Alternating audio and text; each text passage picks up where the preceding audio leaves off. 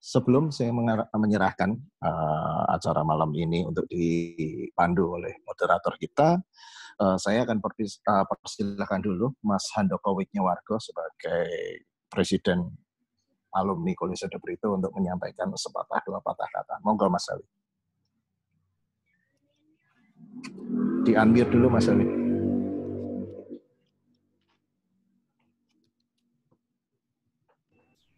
Ya, silakan Mas Awi. Baik, selamat malam bagi teman-teman, sahabat-sahabat de Brito. Senang sekali malam hari ini bisa ikut hadir di sini, meskipun saya tidak bisa ikut penuh karena nanti setelah ini kami ada meeting untuk Satgas COVID. Tapi senang sekali dan ini topiknya menarik sebetulnya tentang matematika. Saya mau cerita sedikit boleh ya sebelum dimulai sambil menunggu yang baru masuk. Jadi kalau saya bikin acara ya biasanya saya suka memulai acara itu dengan adanya kuis ya. Salah satu kuis yang terkait dengan matematika, tadi saya coba ingat-ingat apa ya yang kuis terkait dengan matematika. Oh ya, saya ingat ada salah satu pertanyaan saya terkait kuis tadi adalah kurang lebih bercerita seperti ini. Ya, kuisnya berkata bahwa seorang pemburu masuk ke hutan. Ya, dia melihat ada 3 ekor burung di atas pohon. Dia menembaknya dan mengenai salah satu di antaranya. Pertanyaan saya biasanya adalah masih ada berapa ekor burung yang ada di pohon. Ya, pada saat pertanyaan ini dikemukakan, banyak di antara peserta, kalau itu ada berupa pelatihan, itu akan menjawab 2. Kenapa 2? Karena burungnya tadinya 3, terus kemudian ditembak kena 1, sisanya 2. Ya, nah itu jawabannya. Dan mayoritas menjawabnya salah, biasanya 2. Padahal jawaban itu adalah jawaban yang tidak benar. Jawaban yang betul adalah 0. Kenapa 0? Karena hidup ini bukan sekedar matematika, tapi di dalam hidup ini ada yang namanya logika. Ya, kalau burungnya 3 ditembak 1, nggak mungkin burung yang lain terus kemudian nunggu ditembak lagi, dan dia pasti akan terbang, sehingga yang 1 jatuh, yang 2 terbang, di pohon tadi sudah tidak ada lagi. Biasanya itu yang dimunculkan di dalam ini, bahwa logika menjadi penting, gitu kan. Tapi hari ini saya harus mengatakan sebaliknya adalah, oke, suatu hari kita harus punya logika, tapi kita tidak bisa matematika juga akhirnya tidak bisa berlogika. Oleh karena itu, baik logika dan matematika menjadi sama pentingnya. Ya, nah, saya senang, saya menyambut sangat baik inisiasi untuk hari ini bikin program tentang bagaimana belajar matematika. Karena apa? Pada saat kita bisa belajar matematika, nanti berikutnya langkah yang dibutuhkan selanjutnya adalah bagaimana yang kita belajar ini bisa dipakai buat logika dan kemudian bisa dipakai dalam kehidupan kita sehari-hari. Yang kelihatannya sekarang masih belum dibutuhkan, yang kelihatannya apa sih, kenapa kita mesti belajar seperti ini kadang-kadang baru kita dapatkan setelah kita melewati perjalanan hidup yang lebih jauh. Dari saya mungkin hanya itu. Terima kasih sudah hadir, sudah ada 32 dan saya dengar sekitar 50 yang akan hadir. Selamat belajar, ya, selamat memahami matematika, karena dengan penguasaan matematika yang baik dan kemudian dari kesadaran bahwa nantinya akhirnya dipakai untuk kehidupan, ya bisa menjadi dasar yang baik juga untuk logika. Dari saya semua itu. Terima kasih. Oke, terima kasih Mas Hawi untuk sambutannya. Kita tidak akan terlalu berpanjang lebar, kita akan langsung memulai acaranya. Saya akan terlebih dahulu mengawali dengan memperkenalkan moderator kita yang akan memandu acara malam ini, gitu ya. Moderator kita ini seorang ayah, gitu ya, pendidik muda. 4 hari lagi ulang tahun. Mungkin umurnya 17 tahun, mungkin 4 hari lagi ya, Mas. Masih pendidik muda. Kenapa saya sebut pendidik? Karena biasanya itu yang ditransfer itu tidak knowledge, tapi yang ditransfer itu kepada peserta didiknya, teman-temannya itu adalah value of life, gitu kan. Moderator kita ini lulusan dari S1 di Sanata Dharma, S2-nya juga di Pendidikan Matematika di UNY, lalu saat ini masih aktif mengajar di College de Brito di mata pelajaran matematika, juga mengajar di Sanata Dharma, pernah juga mengajar di Steladus, gitu ya. Lalu sangat punya passion, sangat punya calling yang kuat untuk mendidik generasi muda Indonesia, seorang juga penulis yang sangat produktif. Ini salah satu mana buku? Oh, nggak tampak nih. Ada bukunya. Ini ada di tempat saya. Banyak menelurkan buku-buku baru gitu ya, tentang pendidikan, tentang seri-seri tentang matematika begitu.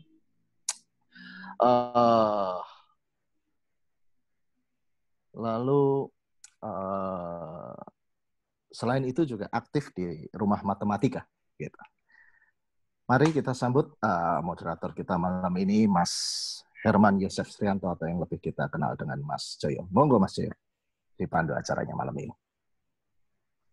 Masih di mute, Mas. Monggo. Terima kasih Mas Yosef. Selamat malam teman-teman sekalian. Sehat semuanya? Ya. Sehat, Pak. Terima kasih sudah bergabung. Selamat bertemu di program Alumni Berbagi. Pada kesempatan kali ini kita akan berbincang mengenai matematika, sesuatu yang mungkin bagi banyak orang tidak enak dibicarakan, tetapi malam ini kita nekat mau ngobrolin soal matematika. Nah, tema kita malam ini adalah makrab. Idenya dari Mas HBU itu, makrab. Mungkin ini sesuatu yang sangat akrab juga di De Brito itu kan, waktu kelas 10 itu ada program makrab. Nah, kalau malam ini makrab itu adalah matematika keakraban. Mengapa makrab? Ya, biar kita menjadi lebih akrab dengan matematika. Nah, kalau kita kenal, kita akrab, maka kita akan lebih mencintai matematika. Harapannya sih sebenarnya malam ini ada banyak siswa dari De Brito dan juga dari sekolah lain yang bisa bergabung, sehingga matematika yang dikenal sangat menakutkan bagi sebagian besar siswa ini, dengan acara bincang malam ini, harapannya kita bisa menjadi, atau banyak teman menjadi lebih terbuka bahwa matematika itu ada gunanya juga. Ya, teman-teman, dalam banyak kesempatan, banyak orang bertanya-tanya pada saya gitu ya, sebagai guru matematika, atau di kelas saja misalkan, ketika mengajarkan turunan atau mengajarkan integral, Pak, itu materi integral itu kira-kira gunanya untuk apa dalam kehidupan sehari-hari gitu kan. Bahkan kemarin, beberapa waktu yang lalu ketika saya mengupload video pembelajaran di YouTube di channel saya, dan saya share di Facebook pun, komentar yang muncul berkait dengan itu gunanya apa, Pak? Penerapan dari integral itu untuk kehidupan sehari-hari apa gitu. Ini sebenarnya pertanyaan-pertanyaan ini selama 20 tahun mengajar ini pasti selalu muncul gitu. Ada beberapa jawaban yang selalu saya berikan, ada beberapa. Yang pertama, kalau secara berkelakar begitu, dengan Anda belajar matematika sebenarnya itu adalah syarat bagi Anda untuk lulus dari De Brito. Karena kalau Anda tidak mengambil mata pelajaran matematika yang dipersyaratkan oleh Kementerian Pendidikan, ya maka tidak bisa lulus itu ya. Jadi matematika untuk apa? Biar kamu bisa lulus dari De Brito. Itu secara berkelakar gitu ya. Secara agak lebih serius, kalau di teman-teman kelasnya Bagja dan teman-teman itu saya mengatakan, ya biar kamu mikir gitu kan.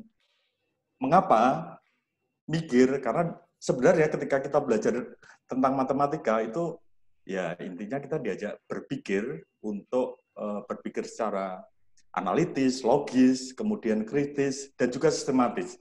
Kemampuan-kemampuan berpikir yang sebenarnya sangat dibutuhkan dalam kehidupan sehari-hari kita untuk mengatasi persoalan-persoalan kita. Agar kita bisa mengatasi persoalan, agar persoalan tidak mengatasi kita atau menggulung kita, gitu ya, maka harus berpikir. Nah, lebih jauh ketika mau ditanya soal yang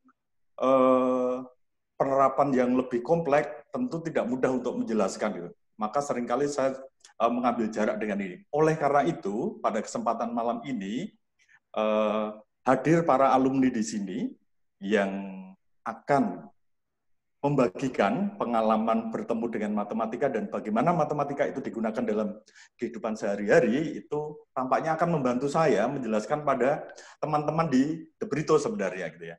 Nah, pada kesempatan kali ini kita menghadirkan dua teman muda kita. Yang pertama, Pius Akiko Putra, dan yang kedua, Samuel Sitorus. Nah, mereka berdua adalah alumni The Brito tahun 2018. Kalau Kiko sekarang sedang studi di Fisika FIPA UGM, sementara Samuel sedang studi di Ilmu Ekonomi FEB UGM juga. Nah, harapannya dua teman muda ini bisa menjembatani bagaimana sih matematika yang di SMA itu kemudian dipelajari di perguruan tinggi.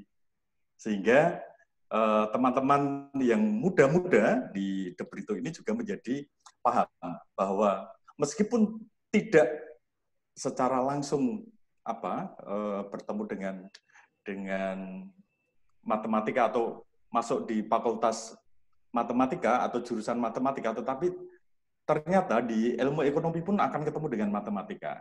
Nah, semacam itu harapannya ini akan membantu membuka wawasan teman-teman muda kita.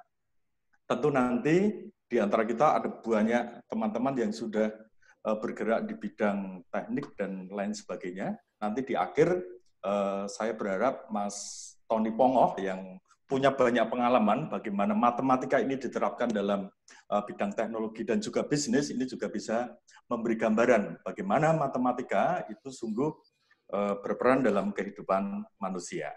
Nah, itu sedikit pengantar dari saya. Biar tidak berpanjang lebar dari saya, maka kesempatan pertama saya berikan pada Mas Kiko untuk men-sharingkan pengalaman perjumpaannya dengan matematika setelah lepas dari The Brito dan sekarang mempelajari fisika. Ternyata matematika juga digunakan. Kesempatan pertama saya berikan pada Mas Kiko untuk men-sharingkan pengalaman bertemu dan menggulati matematika di jurusan fisika. Mas Kiko, waktu dan tempat saya persilahkan. Ya, terima kasih Pak Joyo. Selamat malam semuanya. Nerdek juga ini banyak guru-guru saya dulu. Malam-malam. Pak Kris, Pak Joyo. Ya, jadi selamat malam. Aku Kiko, angkatan 18, jadi 2 tahun lalu lulus normal, puji Tuhan. Terus ya aku jujur pasti tahu tidak lebih baik dari teman-teman di sini ya, dari bapak-bapak guru, terus ada juga rekan saya dari S2 Matematika UGM ini. Jadi ya kalau informasinya benar ya puji Tuhan, kalau salah ya semoga memicu diskusi dan kita tahu yang benar gitu aja. Nah, saya izin mau share screen mungkin ya biar nggak bosan. Bisa nge-share screen nggak ya, host? Bisa, silakan. Bisa di-share screen. Ini terlock. Bimo bisa dibantu, Bim? Sebentar.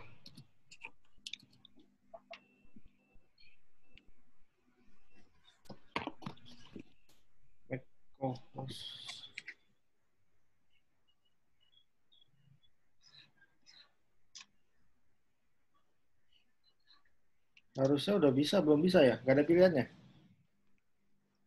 Belum, ini disable.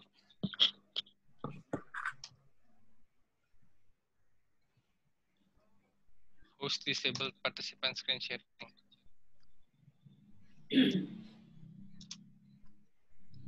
Oke, kita tunggu sebentar.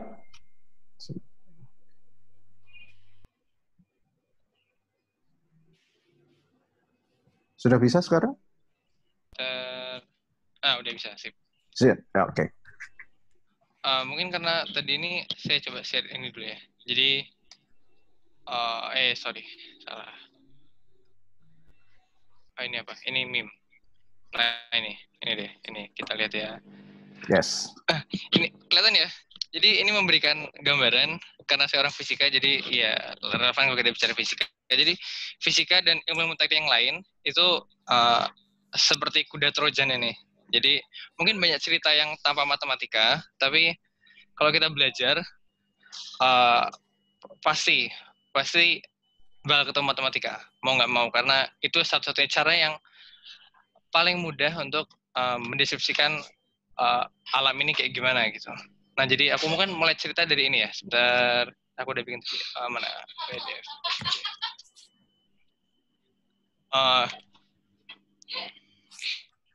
Jadi sebenarnya aku mungkin historis saja ya, karena ya biar diawali pelan-pelan. Nanti mungkin karena aku orang MIPA juga, jadi jelas hubungannya jelas gitu loh, ngapain dijelasin hubungannya. Jadi mungkin nanti Mas Sam akan lebih menarik lagi ceritanya. Jadi ya dimulai dari yang bosan-bosan sedikit dulu. Jadi orangnya banyak dan mungkin terpisah, tapi karena aku orang fisika, kita mulai dari yang relevan lah. Namanya harusnya bukan Archimedes, namanya Aristotle. Ini Aristotle. Jadi dia mulai memikirkan tentang alam. Dulu alam bagi dia itu kayak avatar, kalau teman-teman milenial ini tahu. Jadi dia mengkategorikan alam sebagai kayak ada 4 elemen, ada tanah, air, api, terus apa sih? Udara. Nah, terus nanti dia coba membuat hukum-hukum alam dari situ gitu. Nah, era selanjutnya Galileo. Dia mulai bereksperimen pada akhirnya gitu. Jadi sains itu punya landasan yang lebih kuat lagi, eksperimen. Jadi argumen apa itu harus bisa dibuktikan, harus bisa diulangi terus, dan sebagainya dan sebagainya. Nah, lalu ini kalau teman-teman tahu, kalau bapak-bapak dan teman-teman tahu, bapak-bapak, maaf saya grogi. Ya, Newton disebut bapak fisika modern. Jadi Newton ini penting sekali, vital. Kenapa? Karena Newton ini titik balik gimana kejadian alam dan matematika itu akhirnya saling membangun. Kita bisa mendefinisikan alam dengan jelas dengan bantuan matematika. Nah, ceritanya menarik. Jadi dulu di zaman Newton itu belum ada kalkulus, tapi dia butuh kalkulus untuk mendeskripsikan gerak dengan selang waktu yang kecil. Terus misalnya kalau teman-teman yang belajar kecepatan sesaat, bla bla bla, itu butuh kalkulus. Nah, tapi dulu belum ada. Jadi satu-satu pilihan oleh Newton itu bikin, ya udah. Jadi akhirnya dia harus bikin matematika sendiri untuk membantu teorinya sendiri. Nah, waktu itu ada juga yang mengembangkan kalkulus. Beda orangnya, tapi konsepnya sama, namanya Leibniz.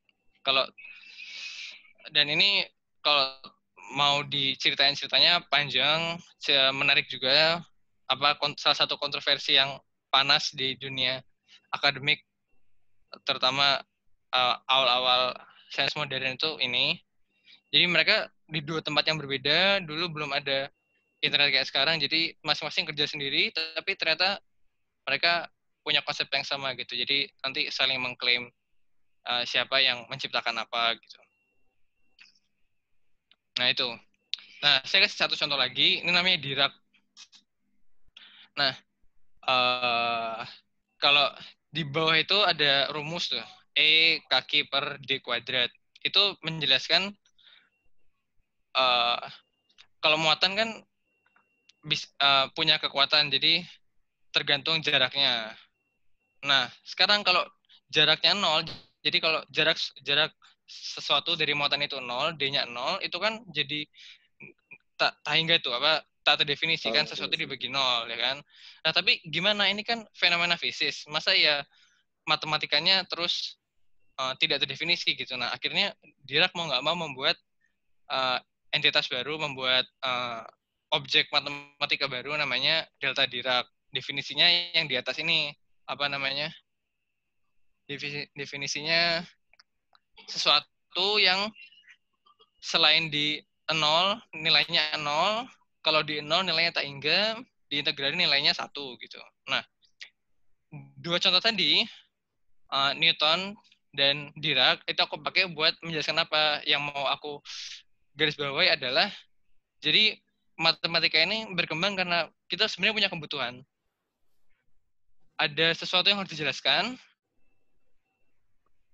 tapi kalau matematika belum siap, kita belum bisa menjelaskan itu. Jadi sebenarnya mereka itu berkembang ada sih yang berkembang karena kebutuhan para matematika sendiri, misalnya kayak dasar logikanya, bagaimana pembuktian itu, ya kalau tokoh-tokoh misalnya Hilbert, terus apa teorema ketidaklengkapan, lupa, pokoknya orang-orang matematika abstrak itu ada, tapi ada juga matematika yang berkembang karena memang kita butuh gitu. Jadi pasti ada kebutuhan yang sebenarnya dipenuhi oleh matematika. Cuma kalau ketemu apa enggaknya ya untung-untungan. Tapi nanti ke belakang, terutama kalau kita bicara studi saintek, pasti ketemu. Ini masuk pasti. Kalau misalnya aplikasi ini, kita bisa aplikasi aja biar mulai jelas lah. Ini klise sekali kayaknya, di kelas pasti dijelaskan soal menghitung sesuatu yang melengkung. Karena kalau misalnya kotak-kotak kan, misalnya gampangnya ini, hitunglah luas atap ini gitu. Kalau kotak-kotak kan gampang ya. Kalau rumah yang kotak itu, ini kayak bisa gambar ya.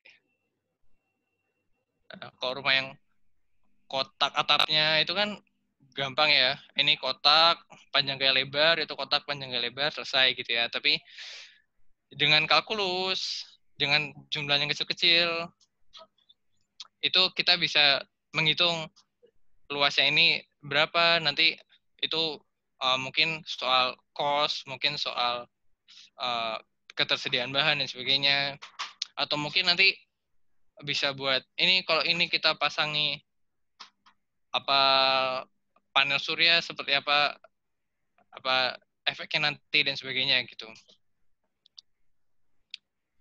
Ini nah, ini salah satunya. Terus lanjut. Nah, ini salah satu yang kutemui karena ya pesan sponsor ya. Biar karena orang fisika, jadi coba kita lihat ini. Ini misalnya ini tadi listrik tadi.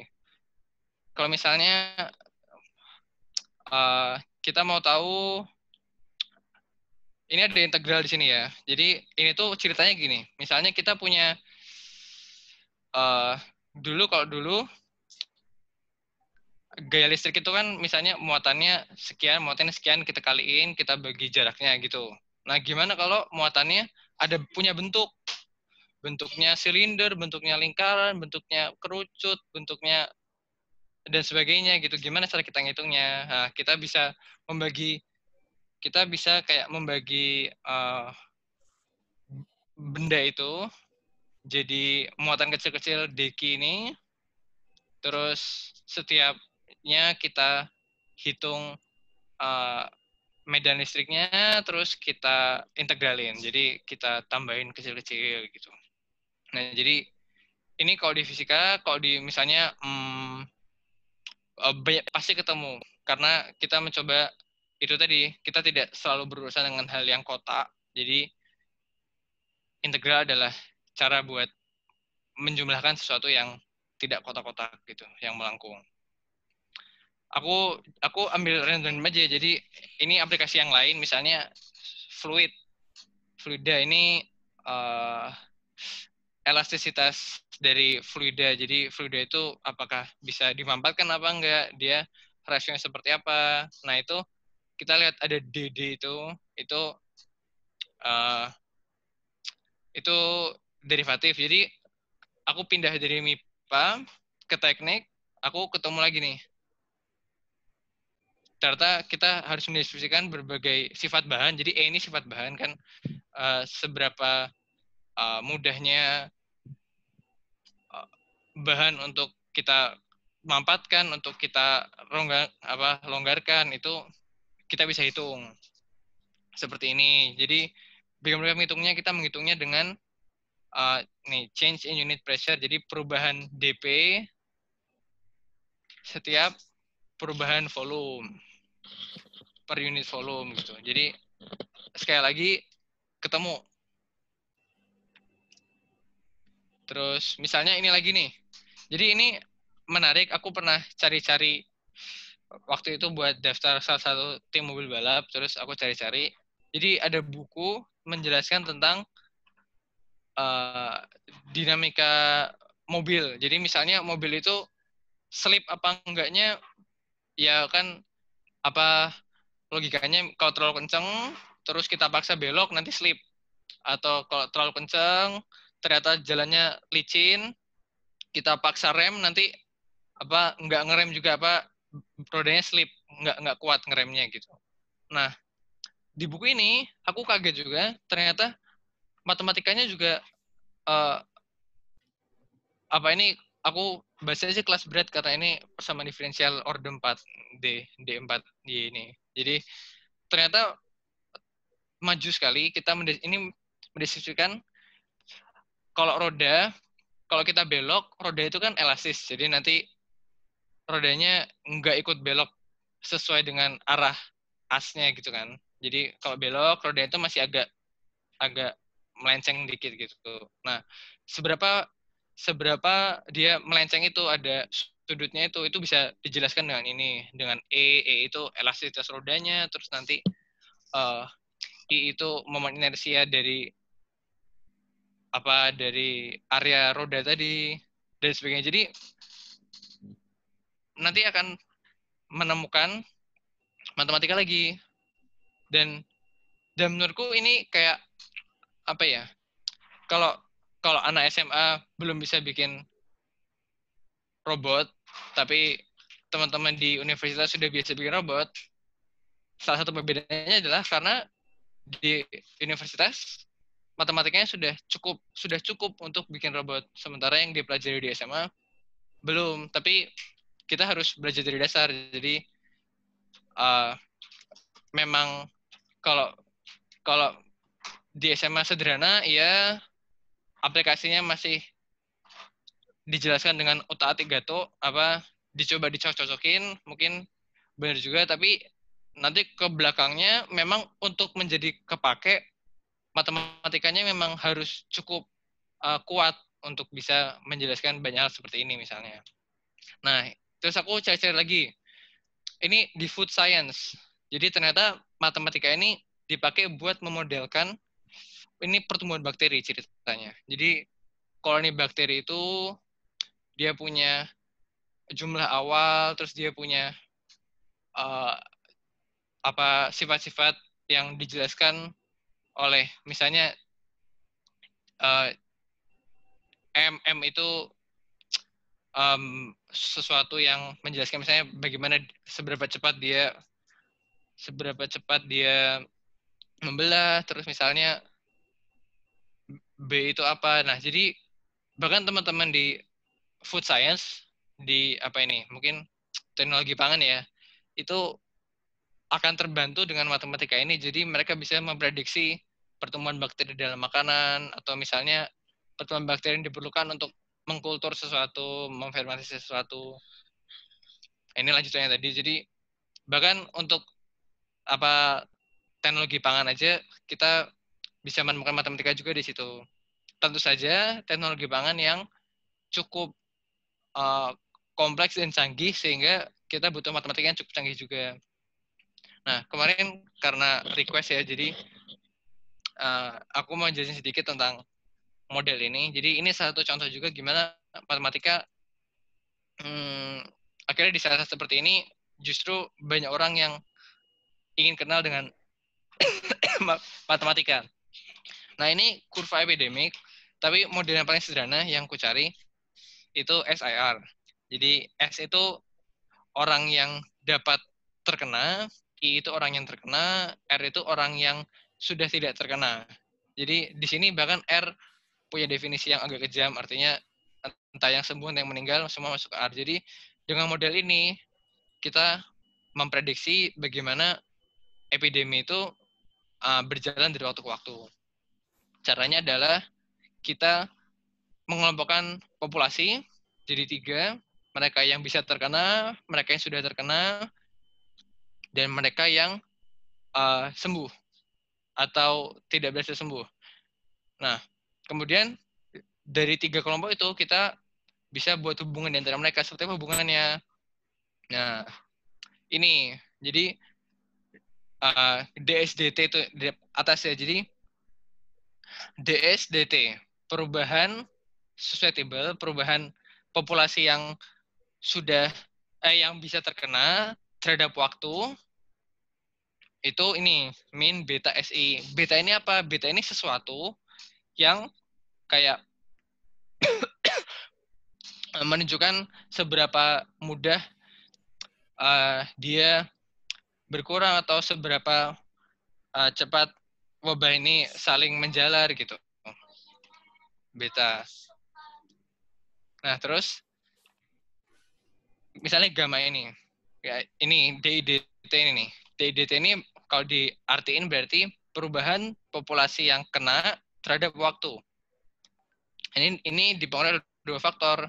Beta ini seberapa gampang kena, dan gamma seberapa cepat orang sembuh. Nah, jadi ini bisa dilihat dari DT ini, berarti perubahan jumlah yang sembuh terhadap waktu dipengaruhi oleh faktor gamma ini. Nah, jadi ternyata dengan memodelkan seperti ini, kita punya mungkin kalau dulu belajar istilahnya model-model matematika, jadi kasus kita modelkan menjadi seperti ini. Nah, terus udah kita lepas dari kasus itu, kita tinggal analisa 3 persamaan ini aja. Nanti dengan diketahui beta, gamma, kita akan tahu seperti apa epideminya bakal berjalan. Nah, beta gamma ini apa? Beta ini misalnya, kan tadi aku bilang beta itu kecenderungan wabahnya menjalar. Itu jadi kalau misalnya orang-orang social distancing, nanti betanya makin kecil. Kalau orang-orang tidak cuci tangan, betanya makin besar, dan sebagainya. Jadi dari situ kita bisa lihat bagaimana tren epidemi akan berjalan. Nah, seperti apa menghitung beta gamma itu kompleks sekali. Aku sendiri juga tidak punya cukup waktu untuk mendalami. Jadi, tapi intinya adalah kita bisa memudahkan seperti ini. Nah, apakah sesederhana ini? Ya, enggak juga. Jadi, seperti yang aku bilang tadi, semakin canggih sesuatu yang dilakukan sesuatu, misalnya memprediksi kapan epidemi ini berakhir, tentu saja di dalamnya ada matematika yang cukup canggih untuk melakukan itu. Misalnya ini model yang lebih rumit lagi. SAER. E ini expose. Jadi kita membedakan lagi mana yang bisa terkena, kemudian mana yang dia sudah misalnya mudah untuk terkena gitu. Aku lupa dikit. Nah, jadi dengan menambahkan parameter nanti kita akan mempunyai prediksi yang lebih detail lagi.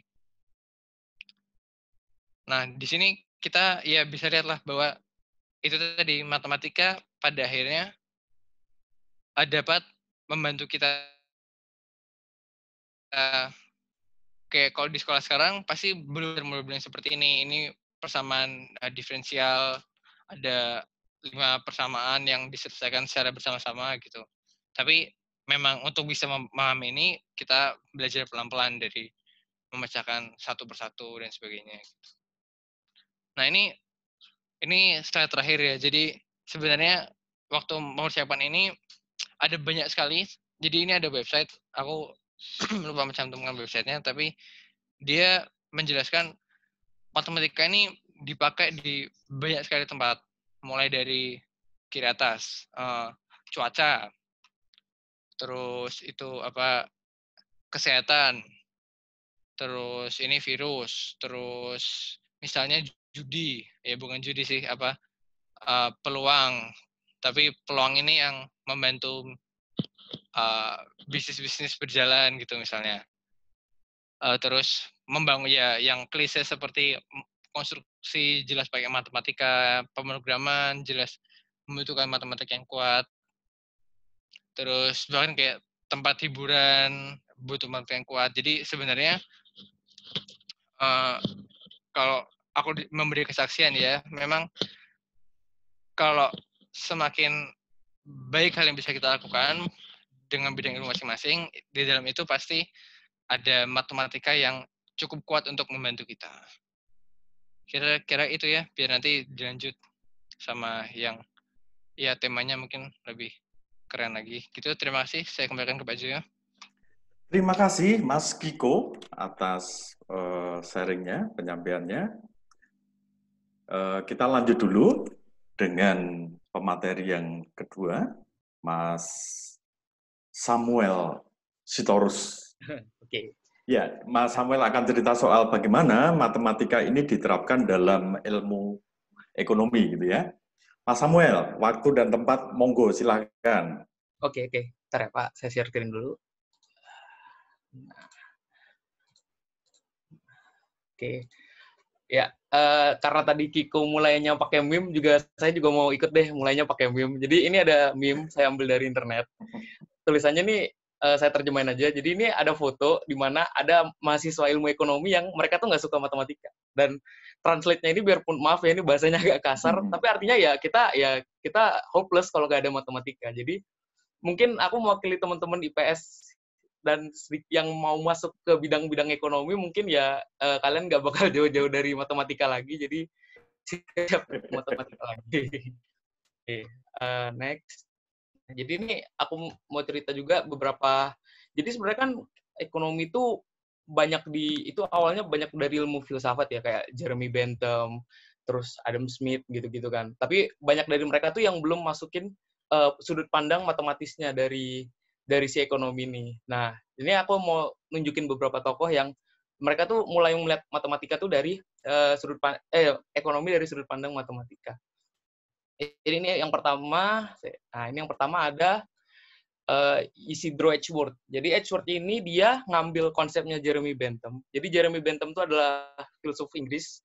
Dia sebenarnya udah nemuin salah satu prinsip ekonomi yang paling banyak dipakai, yaitu diminishing marginal utility sama konsep dari utility sendiri. Jadi gampangnya itu kayak misalnya kalau kita konsumsi barang, anggaplah kita jajan di kantin JB, makan bakso, itu kan kita merasa puas kan dengan kita makan itu, rasa lapar kita hilang.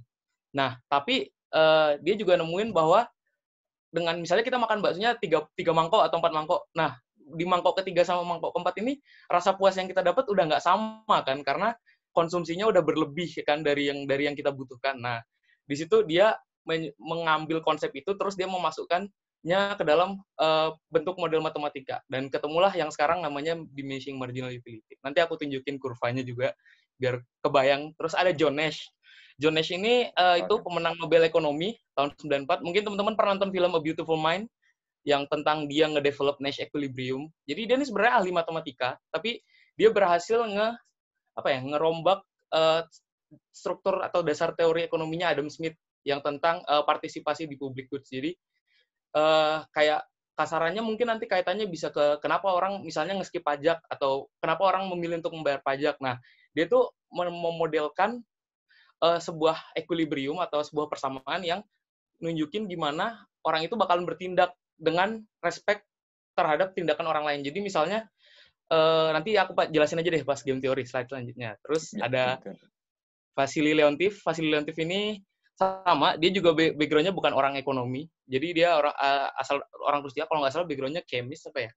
Dia nge-develop input-output model. Jadi input-output model ini buat apa sih? Buat ngelihat kalau misalnya terjadi sebuah perubahan di keadaan ekonomi yang menyebabkan input dari suatu barang, misalnya kayak oke lah pabrik, anggaplah pabrik makanan.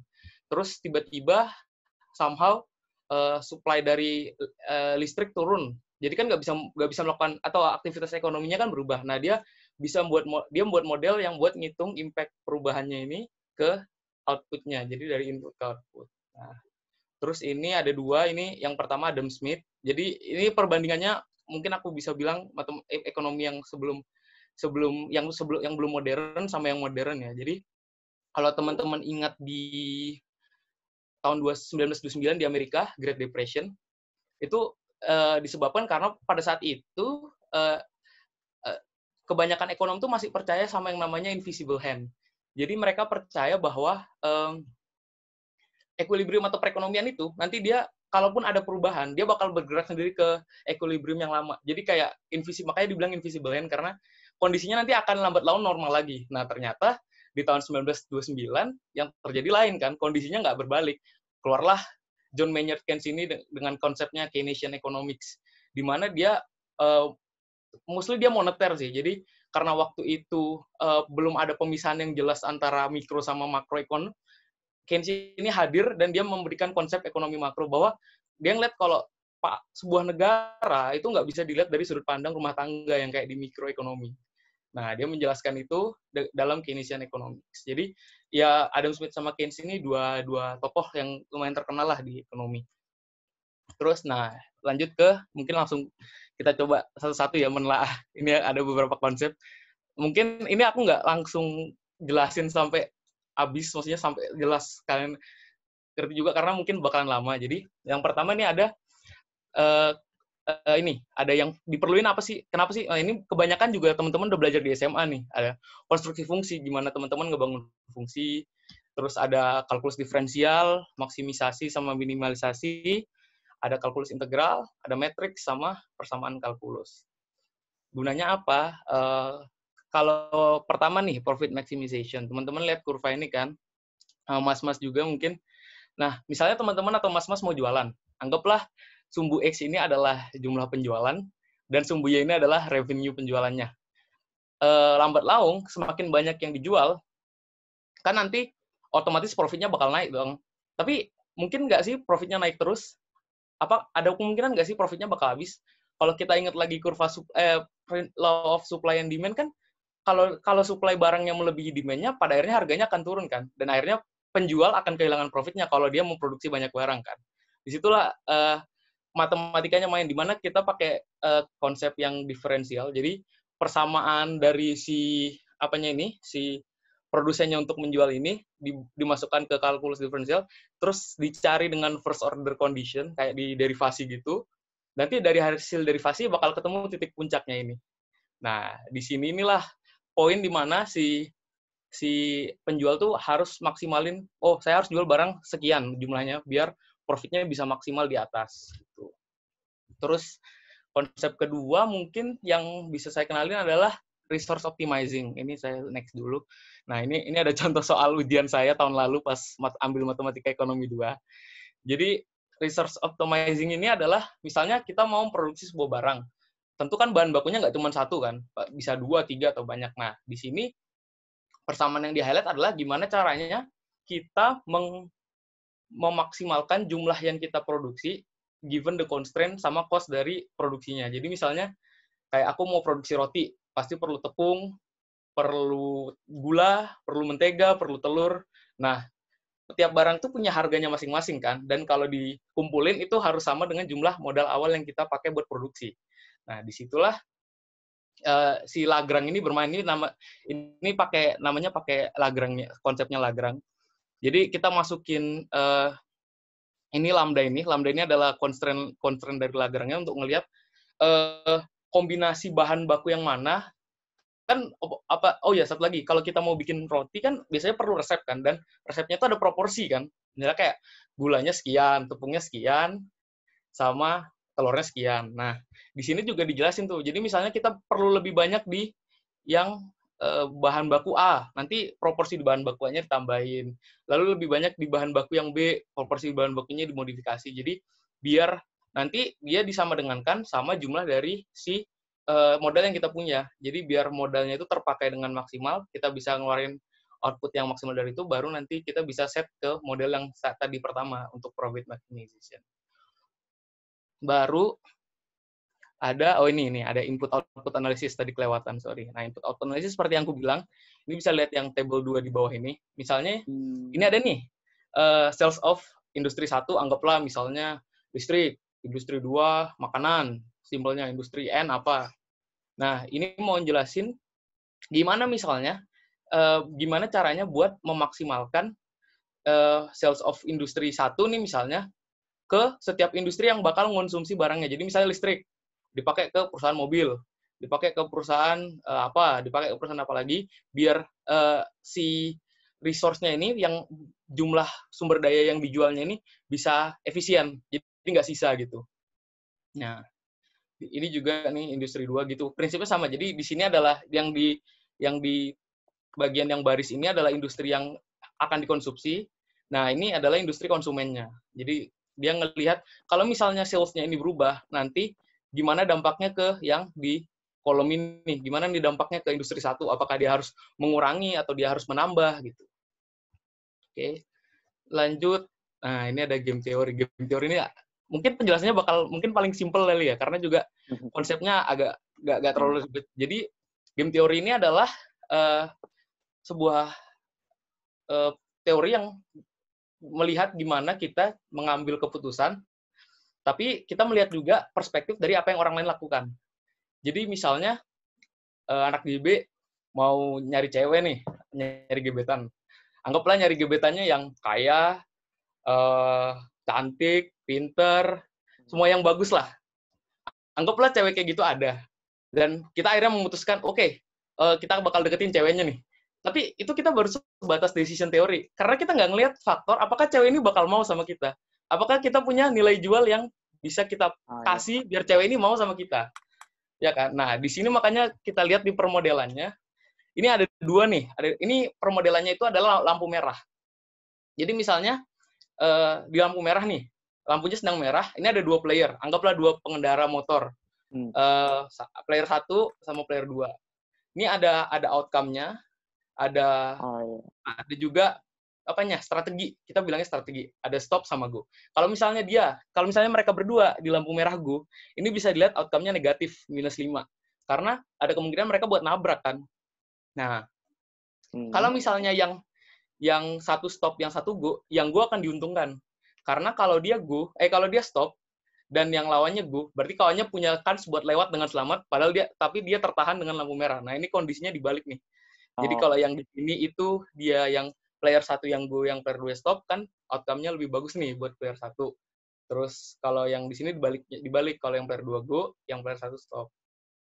Nah, kalau dua-duanya stop, dua-duanya memang dirugikan, tapi kerugiannya nggak sebesar yang ini, yang dua-duanya go. Kenapa? Karena kalau mereka 2 stop, ya mungkin mereka kehilangan waktu di lampu merah, tapi mereka bisa selamat dari kecelakaan. Mereka bisa mengurangi kans mereka buat kecelakaan. Nah, game teori ini menarik. Aku juga sebenarnya baru tahu setelah kuliah di ilmu ekonomi. Jadi banyak banget dipakai buat perumusan kebijakan. Jadi kalau misalnya teman-teman mau ngelihat, ini kalau misalnya kita kasih ini, dampaknya gimana nih? Nah, salah satu caranya itu bisa dengan eksperimen dan game teori ini. Jadi nanti dari eksperimen, dilihat hasilnya kan, outcome-nya gimana, baru dirumuskan dalam format matrix gini. Terus ada cost-benefit analysis. Cost-benefit analysis ini sebenarnya konsepnya sama juga. Jadi kita ngitung kalau dalam melakukan sesuatu, cost sama benefit-nya itu lebih besar mana. Kalau cost-nya lebih besar daripada benefit-nya, berarti most likely kita bakal avoid option itu. Dan kalau misalnya benefit-nya lebih besar, kita bakal ngambil opsi itu. Queuing teori menurut aku nggak usah dulu. Tadi aku cuma kepikiran terus kayak menurut aku nggak usah.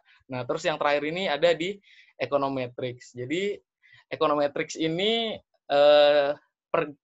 penggabungan antara ilmu ekonomi sama statistika, terutama statistika inferensial. Gunanya buat apa? Gunanya itu buat ngelihat bagaimana sebuah variabel itu mempengaruhi variabel yang lain. Ini aku ada coba cari contoh. Mungkin teman-teman bisa lihat di yang sini, di tabel yang ini. Nah, ini bisa ngelihat ini adalah contoh dari regresi untuk ngelihat dampak dari faktor-faktor yang mempengaruhi waktu tidur seseorang. Jadi di sini kita lihat ada work time, ada merit, years merit, age squared, years of schooling, male, excellent or good health, bla bla bla bla bla. Nah, kenapa ini apa sih tabelnya kok kayak gini bentuknya aneh gitu kan? Nah, jadi aku jelasin dikit. Jadi work ini yang di kolom pertama ini merepresentasikan variabel-variabelnya yang bakal mempengaruhi si sleeping time-nya itu. Nah, kolom kedua ini dampaknya ke jam tidur. Nah, misalnya nih si scientist ini melakukan survei, melakukan pendataan tentang jam tidur dan tentang ini nih ada faktor-faktor yang bisa mempengaruhi tidur orang nih, ada work time, merit, years merit, age. Nah, hasil statistiknya itu kemudian dilakukan di dalam sebuah permodelan yang disebut dengan regresi. Jadi data-datanya itu diregresi untuk melihat apakah faktor-faktornya ini bisa mempengaruhi si variabel yang dependen. Dalam kasus ini variabel dependennya itu adalah waktu tidur. Nah, regresinya pakai apa metodenya? Nah, metodenya pakai sesuatu yang disebut ordinary least squared atau OLS. Kasarannya mungkin gini. Misalnya,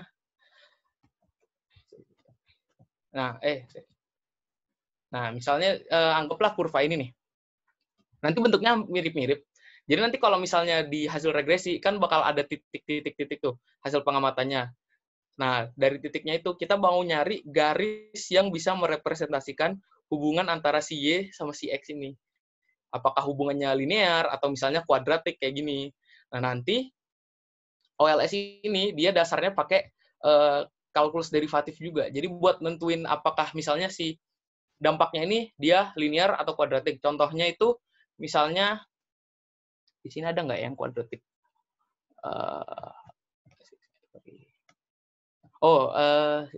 Nah ini ada h squared. Apa bedanya korelasi yang linear sama yang kuadratik? Bedanya itu nanti untuk yang linear pertambahannya bakalan ada terus. Jadi dia bakalan variabel itu sifatnya menambah atau mengurangi terus. Jadi misalnya pada awalnya misalnya kayak ya umur, kalau misalnya dia nggak kuadratik kan ini 1,86. Oh berarti pertambahan 1 tahun umur itu akan menambah jam tidur sebesar 1,86 jam, ceteris paribus. Nah, kalau dia kuadratik, biasanya nanti pertumbuhannya itu bakalan ada titik baliknya, atau ada titik ekstrimnya. Jadi ada titik puncaknya di mana nanti si pertumbuhannya itu bakal berkurang secara pelan-pelan. Nah, dalam kasusnya H-squared ini, pengurangannya itu adalah sebesar 0,2. Jadi setiap tahun dia nambah, dia bakal ngurang 0,02 jamnya. Jadi setiap tahun dari awalnya mungkin 1,86 jadi 1,84, 1,82, 1,80 sampai nanti satu titik maksimum yang tadi kita bisa cari dengan diferensial, dia bakal berbalik. Jadi semakin tua, oh ternyata tidurnya semakin sedikit nih, nambah lama nambah tua untuk melewati batas umur tertentu dia semakin sedikit.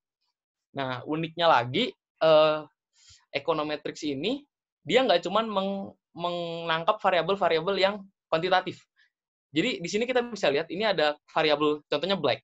Black ini adalah variabel yang jelasin apakah orangnya itu rasnya kulit hitam atau dia non kulit hitam. Nah, atau misalnya ini nih, bisa kita lihat male. Male ini adalah variabel yang nangkep apakah si respondennya ini cowok atau cewek. Nah, kalau dia cowok, berarti dia ada ketambahan segini nih, ada perbedaan segini di waktu tidurnya.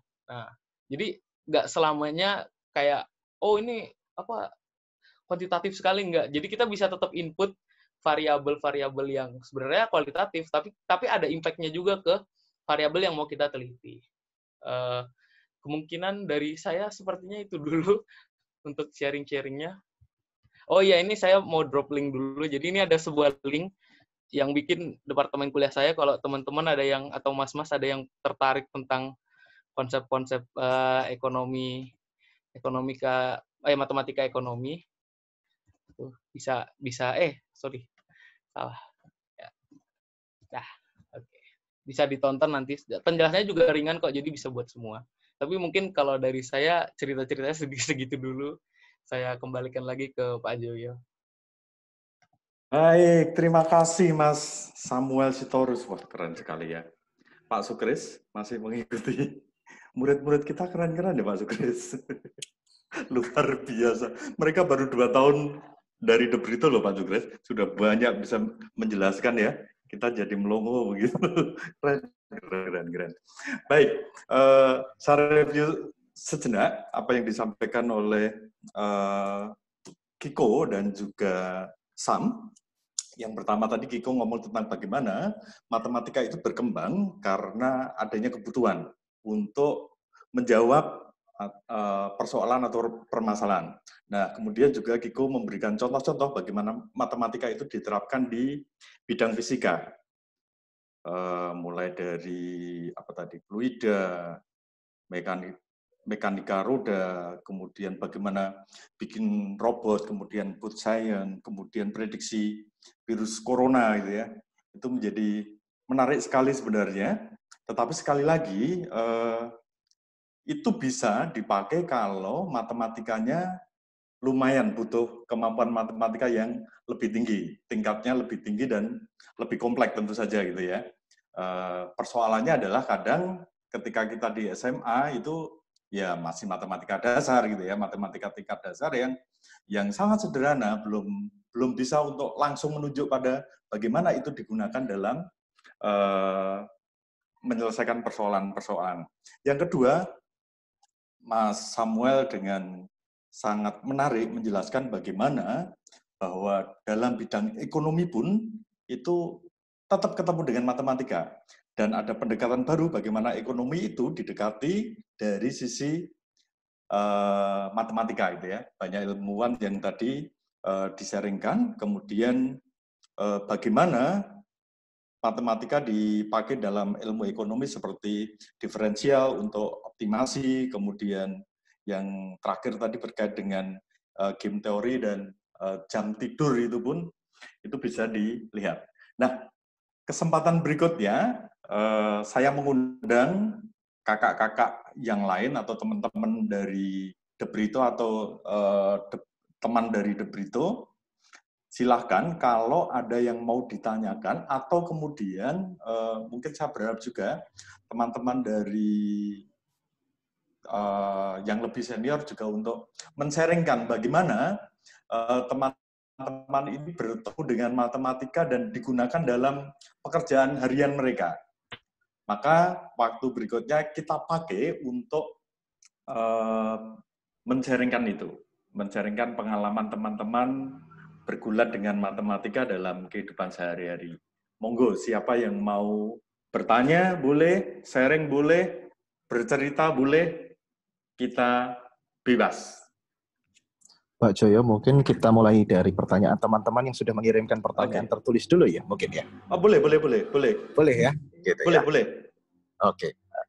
Saya pantau ini ada beberapa teman-teman yang sudah online, jadi daripada saya bacakan, mungkin lebih enak langsung ngomong. Oke, monggo. Boleh. Ada Mas Gorgom, saya lihat ada sudah online. Silakan Mas Gorgom, di mic-nya dibuka, silakan disampaikan. Ini pertanyaannya menarik nih Mas Gorgom. Monggo Mas Gorgom. Ya, halo. Assalamualaikum. Waalaikumsalam Mas. Sugeng dalu Mas Monggo. Waalaikumsalam Pak Ustadz. Ya. Saya kan tahunya matematika kan ilmu pasti, sedangkan sosial itu kan ilmu yang tidak pasti gitu loh. Apa benar seperti itu? Seandainya benar, dalam analisa sosial itu apakah bisa menggunakan ilmu matematika itu? Jadi penerapannya seperti apa sih kalau memang ada beberapa variabel lain yang bisa diikutsertakan dalam ilmu matematika untuk melakukan analisa sosial? Mungkin seperti itu pertanyaannya. Pertanyaannya ditujukan ke siapa, Mas? Monggo siapa aja. Moderatornya itu yang nggak pinter itu sudah pasti. Enggak, moderator nggak boleh menjawab saja. Oke. Siapa yang mau menanggapi? Kiko atau Samuel atau mungkin dari teman-teman yang lain yang punya pengalaman dengan itu? Berkait dengan bagaimana matematika diterapkan dalam analisis sosial. Nanti sebenarnya di bagian akhir saya berharap Mas TP bisa menjelaskan soal hal ini, menyinggung soal ini gitu ya. Ada yang mau men-sharingkan yang bekerja di ilmu sosial dan kemudian menggunakan matematika?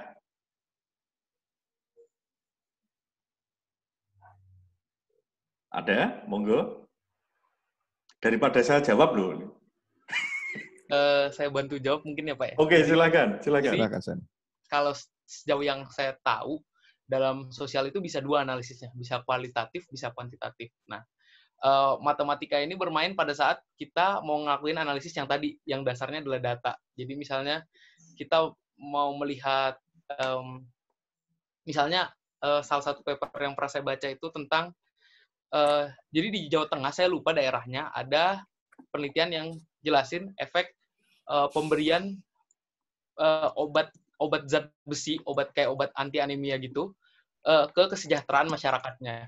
Nah, jadi sebenarnya kalau matematikanya itu bermain di situ sih. Jadi di data. Jadi kita lakukan riset dengan dua kelompok, treatment sama non treatment. Jadi yang dapat perlakuan sama yang enggak, biar kita kelihatan bedanya. Baru nanti dari hasil data risetnya itu kita olah pakai statistika contohnya. Nah, di situ juga bisa kita lihat karakteristik sosial yang mempengaruhi. Misalnya yang mungkin mungkin sifatnya tuh nggak yang kuantitatif tapi kualitatif. Contohnya kayak tadi misalnya jenis kelaminnya, atau misalnya rumah kan di daerah yang dijadikan objek penelitian ini adalah daerah pegunungan. Nah, bahkan di situ tuh dijelaskan gimana jarak jadi semakin tinggi tempat tinggalnya itu pertambahan kesejahteraannya itu semakin kecil. Jadi semakin jauh dia dari apa sih bilangnya? Jadi kayak semakin jauh jarak dia dari daratan, jadi semakin tinggi dia tinggal, itu nanti pertambahan kesejahteraan itu semakin kecil. Nah, disinilah kalau menurutku matematikanya bisa main. Jadi dalam bentuk statistik tentunya. Jadi gimana kita bisa ngeliat faktor-faktor kualitatif itu mempengaruhi sesuatu yang kuantitatif.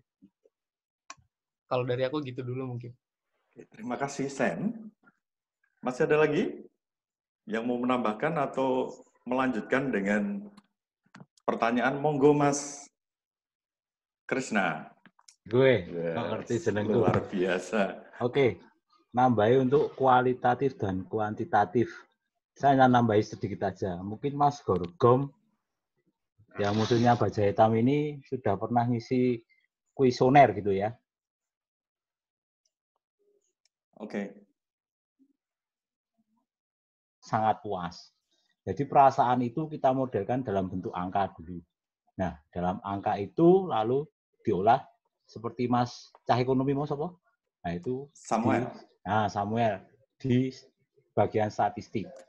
Nah, nanti ada lagi di statistik itu ada deviasi, yaitu penyimpangannya. Itu ada range-nya itu nanti berapa ya? Itu akan dijawab melalui statistik. Gitu, Mbah Joyo.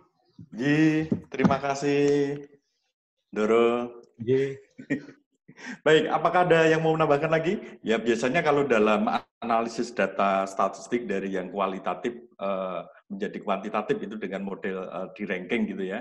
Jadi misalkan sangat setuju itu dikonversi jadi nilainya 5, 4, 3, 2, 1 begitu, sehingga nanti ini menjadi data yang bisa diolah secara kuantitatif, misalkan dengan cara perankingan gitu.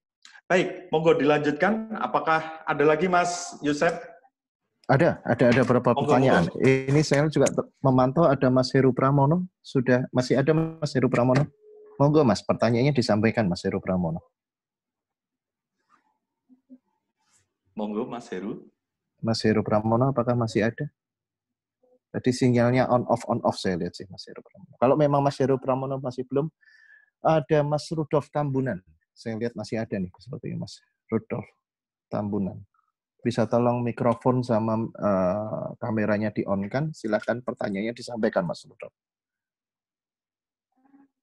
Mas Rudolf Tambunan. Mungkin bisa dibantu tim untuk di-unmute. Ya, sudah unmute. Oke. Silakan, Mas Rudolf. Selamat. Monggo, Mas Rudolf.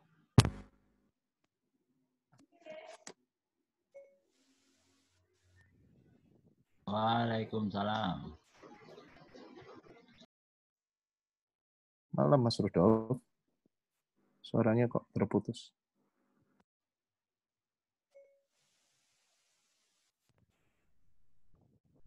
Malam, Mas Rudolf. Ya, suaranya belum terdengar ya? Belum. Ya, tadi mungkin kalau saya bantu, jadi Mas Rudolf Tambunan ini tertarik banget gitu ya dengan promis acaranya katanya yang menghitung masalah pandemi gitu ya. Tadi sebetulnya mungkin sebagian sudah sedikit dijelaskan oleh Mas Kiko gitu ya. Mungkin Mas Rudolf kalau memang sudah terhubung, silahkan mungkin ada yang ditambahkan pertanyaannya lagi.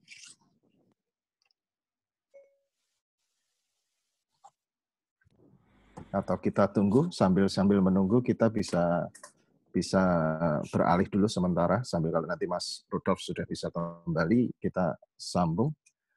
Saya lihat juga ada Mas Nicholas di sini.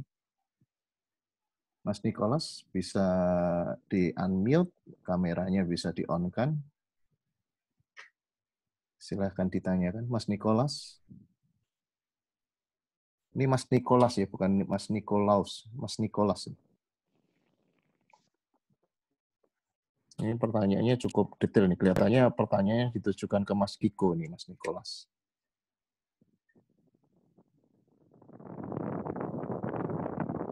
Mas Kiko, apakah monitor? Mas Kiko tadi mungkin daftar pertanyaannya sempat saya kirimkan, mungkin bisa sambil dijawab saja. Oh iya, tadi pertanyaannya adalah, ini ya, yang SLC4 tadi ya? Yes, betul. Ini Mas Nicholas sudah on. Monggo Mas Nicholas. Silakan. Silakan. Selamat malam, Bapak, teman-teman semua. Saya mau, ini kan ketemu Mas Kiko itu sebuah penghargaan tersendiri untuk saya karena Mas Kiko itu alumni yang terkenal pintar, kemudian sangat teladan gitu, Pak. Jadi saya mau tanya tentang ini sebenarnya tentang ilmu matematika murni, Pak. Jadi ada teori tentang aljabar. Nah, itu ada aljabar SL4C. Nah, aljabar SL4C ini bisa digunakan di dalam kehidupan sehari-hari kalau kita merepresentasikan aljabar ini. Nah, contoh ruang representasinya itu adalah modul Fermat seperti yang saya sampaikan di Google Form tadi. Nah, ini mau minta tolong gimana secara eksplisit representasi ini dibangun dari aljabar SL4C ini ke modul Fermat dari aljabar SL4C. Ini untuk Mas Kiko ya, Pak. Terima kasih. Oke, terima kasih banyak pertanyaannya. Jadi sebenarnya bisa menjawab ini bukan saya, tapi Mas Valentino Rizal ini malah bisa menjawab sebenarnya.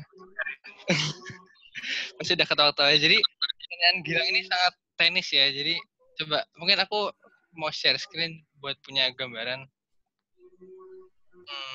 Walaupun dia akan menjawab sebenarnya, tapi share screen aja lah. Biar kita baca bareng-bareng. Nah, kalau kata kuncinya SL4C, Wikipedia membawa kita ke sini, ke linear group spesial. Nah, ini apa? Ini tuh adalah, jadi selain matematika yang konkret tadi, yang kita bisa persepsikan dengan sangat mudah, ada bentuk-bentuknya, kita bisa gambar, maksudnya lebih nyata lagi, ada yang lebih tidak nyata lagi, tapi lebih dasar. Misalnya ini salah satu bagian dari teori grup. Jadi nanti kalau mempelajari matematika lebih dalam, kita bisa melihat bahwa kita bisa membangun struktur-struktur.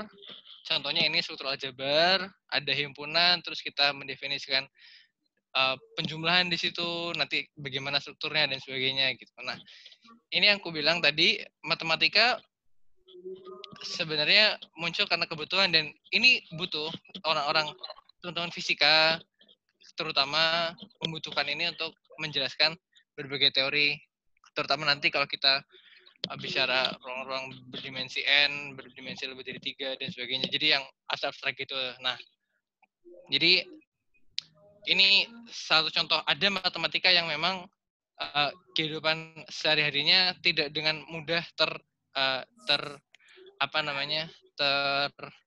terjelaskan gitulah. Ada yang memang sangat abstrak seperti ini. Ini mungkin cuman yang punya basic atau bisa matematika yang mungkin bisa mendapat gambaran soal ini gitu. Sebenarnya kalau kita mau tahu, kalau orang yang berkenan, Mas Valentino tadi mungkin bisa membantu kita. Jadi beliau, maaf ya Mas, S2 Matematika di UGM. Jadi mungkin lebih paham pertanyaannya Gilang. Saya sendiri masih belajar soal struktur-struktur aljabar ini. Gitu. Jadi itu aja. Gimana ya? Oke, terima kasih Mas Kiko.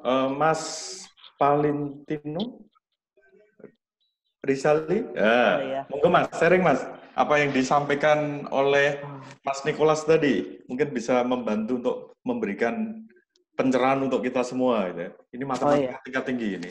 Oh, enggak. Baik, selamat malam semuanya. Selamat malam. Jujur, saya juga, kalau yang ini bidangnya namanya algebraic topology. Jujur, saya pun juga baru nyemplung sih, Pak. Baru pas tesis ini nyemplung. Jadi, saya sebenarnya belum... Oh ya, mungkin ke pertanyaan tadi, SL4C itu direpresentasikan ke apa? Mohon maaf. Yang modul firmanya dia. Nah, itu maaf, kalau modul saya belajar tentang modul. Cuman kalau yang modul Fermat itu saya belum tahu definisinya apa. Jadi mohon maaf saya belum bisa jelasin. Mungkin nanti kalau kita bisa, kalau definisinya sudah ada, mungkin saya bisa bantu lebih jelasin. Mungkin nggak di forum ini ya Mas. Nanti bisa kontak. Oke, terima kasih. Saya juga baru nyemplung di dulu saya jadi saya dulu aljabar S1, sekarang digabung sama topologi, ini baru bergabung, jadi baru belajar juga, Pak. Iya. Terima kasih, Mas. Sebenarnya topologi itu menarik ya, Mas Valentino ya, untuk jaringan. Kemudian, ya kan? Iya, Pak, betul. Transportasi semacam itu ya. Iya. Ya, luar biasa. Nah, next time kita diskusi tentang itu ya, Mas ya. Penerapan bagaimana matematika khususnya topologi itu untuk jaringan, kemudian transportasi dan lain sebagainya itu ya. Iya. Oke, baik. Kita untuk sementara itu dulu ya, Mas Nicholas ya. Kita ini. Berikutnya. Ya, ada Mas Krisna Aji. Mas Krisna Aji juga tadi mengirimkan pertanyaan. Monggo Mas, disampaikan Mas. Tadi baru saja sudah. Oleh nganu itu ya? Iya. Pendaftaran. Yes, monggo. Oke. Saya sekedar share aja. Tahun berapa ya? Saya ada yang pengenalan profesi di Debrito. Saya dengan Mas Bendol Admi. Terus satu lagi siapa dari UGM. Nah, ketika teman-teman anak-anak Debrito itu tanya syarat untuk masuk teknik itu apa? Fisika, matematika, itu yang harus kuat. Nah, mereka itu pada cemennya ketok lah, Debrito. Katanya tidak takut nih udah cemen KB. Nah, itu bagaimana membuat matematika itu asik gitu. Padahal saya waktu di S2 itu ada mata kuliah itu metode optimasi. Itu kembali lagi saya di kelas 1 SMA. Jadi saya harus X plus Y sama dengan berapa, terus ada lagi syarat yang kedua, persamaan kedua apa. Nah itu kan ada nanti modelnya pakai substitusi atau eliminasi, itu kan sebenarnya enak sekali gitu loh. Jadi intinya bagaimana teman-teman yang kaula muda itu lebih suka ke matematika gitu. Terima kasih Mas Yosep. Sip. Baik, terima kasih Mas Krisna. Ada yang mau menanggapi? Pak Sukres mungkin bagaimana membuat anak-anak murid ini suka dengan matematika? Ya, makasih Pak. Saya hanya sedikit saja. Kalau melihat apa yang diceritakan Keko dan juga siapa tadi, Samuel tadi kan ya hebat banget gitu ya. Tapi ya mereka kan lebih menyoroti lalu bagaimana sih matematika itu sendiri langsung menjadi tool gitu ya. Padahal melihat bagaimana matematika itu ada dalam keseharian kita, itu ya matematika bisa kita temukan dari yang paling sederhana saja. Jadi ada orang yang bermatematika, tapi juga ada orang yang emang belajar matematika. Yang mereka yang kuliah itu jelas belajar aljabar, belajar ini itu lalu diterapkan, dipakai. Padahal kalau yang dilakukan sehari-hari, seakan-akan orang tidak pakai matematika. Tapi kalau orang pintar lalu mengabstraksikan yang dia lakukan, sebenarnya dia bermatematika. Yang paling banyak menjual matematika itu kalau saya lihat mungkin model-modelnya Mas Handoko Kowicknya itu dia menyimpulkan berbagai macam perilaku yang akan kalau dilakukan secara penuh bisa disimpulkan. Dan kan sebenarnya mengumpulkan constraint yang lalu menjadi ambil kesimpulan setelah digabungkan secara nalar gitu. Yang sederhana saja. Misalnya kita punya pelambangan. Kalau sesuatu yang benar kita lambangkan plus. Kalau sesuatu yang salah kita lambangkan dengan min. Lalu kita mengabstraksikan dengan model perkalian. Lalu menyusun kalimat atau melakukan suatu pekerjaan. Membenarkan yang benar. Berarti kan plus kali plus. Benar kan? Kalau membenarkan yang salah, berarti plus kali min. Salah. Hasilnya kan min juga. Menyalahkan yang benar, ini juga salah. Min kali plus. Menyalahkan yang salah, benar. Min kali min. Simpel saja. Pada saat itu orang sudah matematika. Tapi bukan yang sangat tinggi, apalagi kalau orang itu lalu concern dengan banyak hal, lalu akhirnya bisa sampai ke teori-teori yang lebih baik. Saya kira matematika lalu tidak akan bisa lepas dari kehidupan. Gitu ya. Maka saya selalu menceritakan pada anak-anak itu belajar matematika itu seperti kalau kita mempelajari atau bertemu dengan gadis cantik yang punya harga diri. Ya kecantikan itu bisa kita miliki kalau kita menekuni gitu. Kalau kita gadis cantik nggak punya harga diri ya gampang-gampang saja dikuasai. Tapi kalau gadis cantik yang punya harga diri ya kita harus benar, kita deketin, kita harus mengerti, kita datengin, kita sergepin apel gitu, supaya dia ketemu kita, kita dapat gitu. Bukan yang dicedai Melayu, didoi nyedak, tahu-tahu bertelur. Nah, itu bukan gadis cantik yang punya harga diri. Itu saja Pak saya. Ya. Terima kasih Pak Sukres, luar biasa. Itu Mas, asik kan? Kalau matematikanya dengan Pak Sukres asik. Tambahan Pak Joyo. Oke, monggo. Dulu saya sama Pak Sukres di kelas 3, saya kasih gitar nyanyi, terus saya diprotes sama Pak Tri Sumantoro. Jokon nyanyi wae Pak Sukres kae.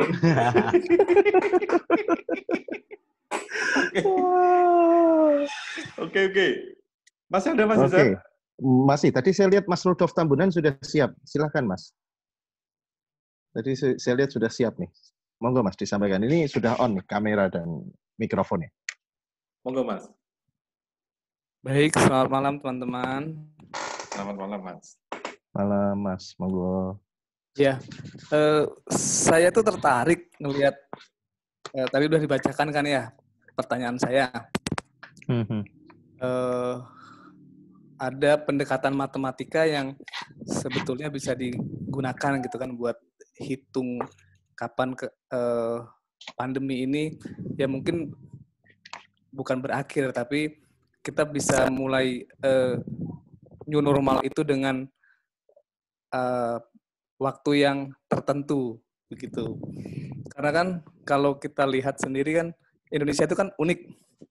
Maksud saya sebulan yang lalu kan ada institusi dari Singapura yang sudah tentukan waktu gitu buat Indonesia akan melandai kurvanya. Tapi kemudian direvisi dan direvisi lagi.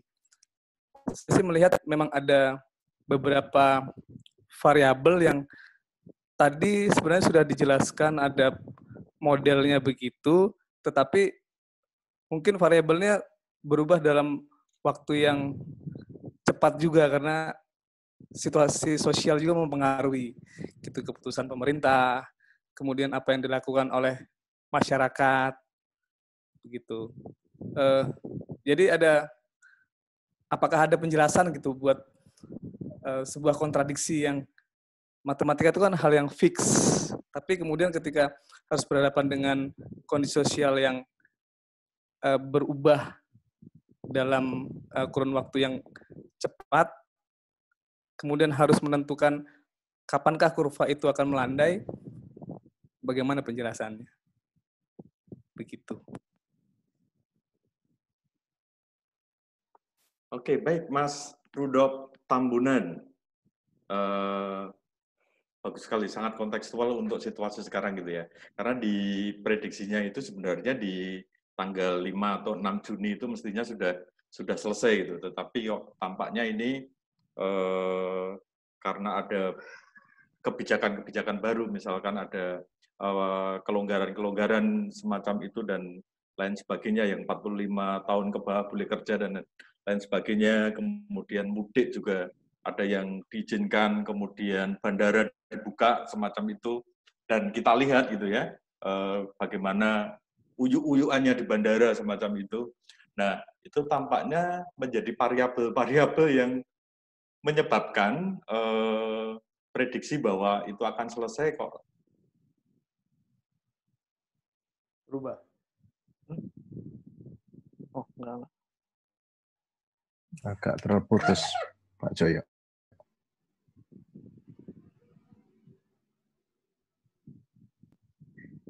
Sinyalnya agak terputus sepertinya, Pak Joyo. Iya, putus.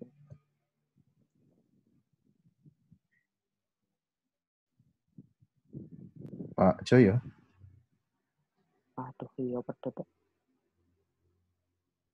Iya. Mas Akiko masih ada? Masih bisa dengar? Mas Akiko? Ya, halo. Ya, boleh disambung Mas Akiko. Kebetulan tadi juga dijelaskan masalah.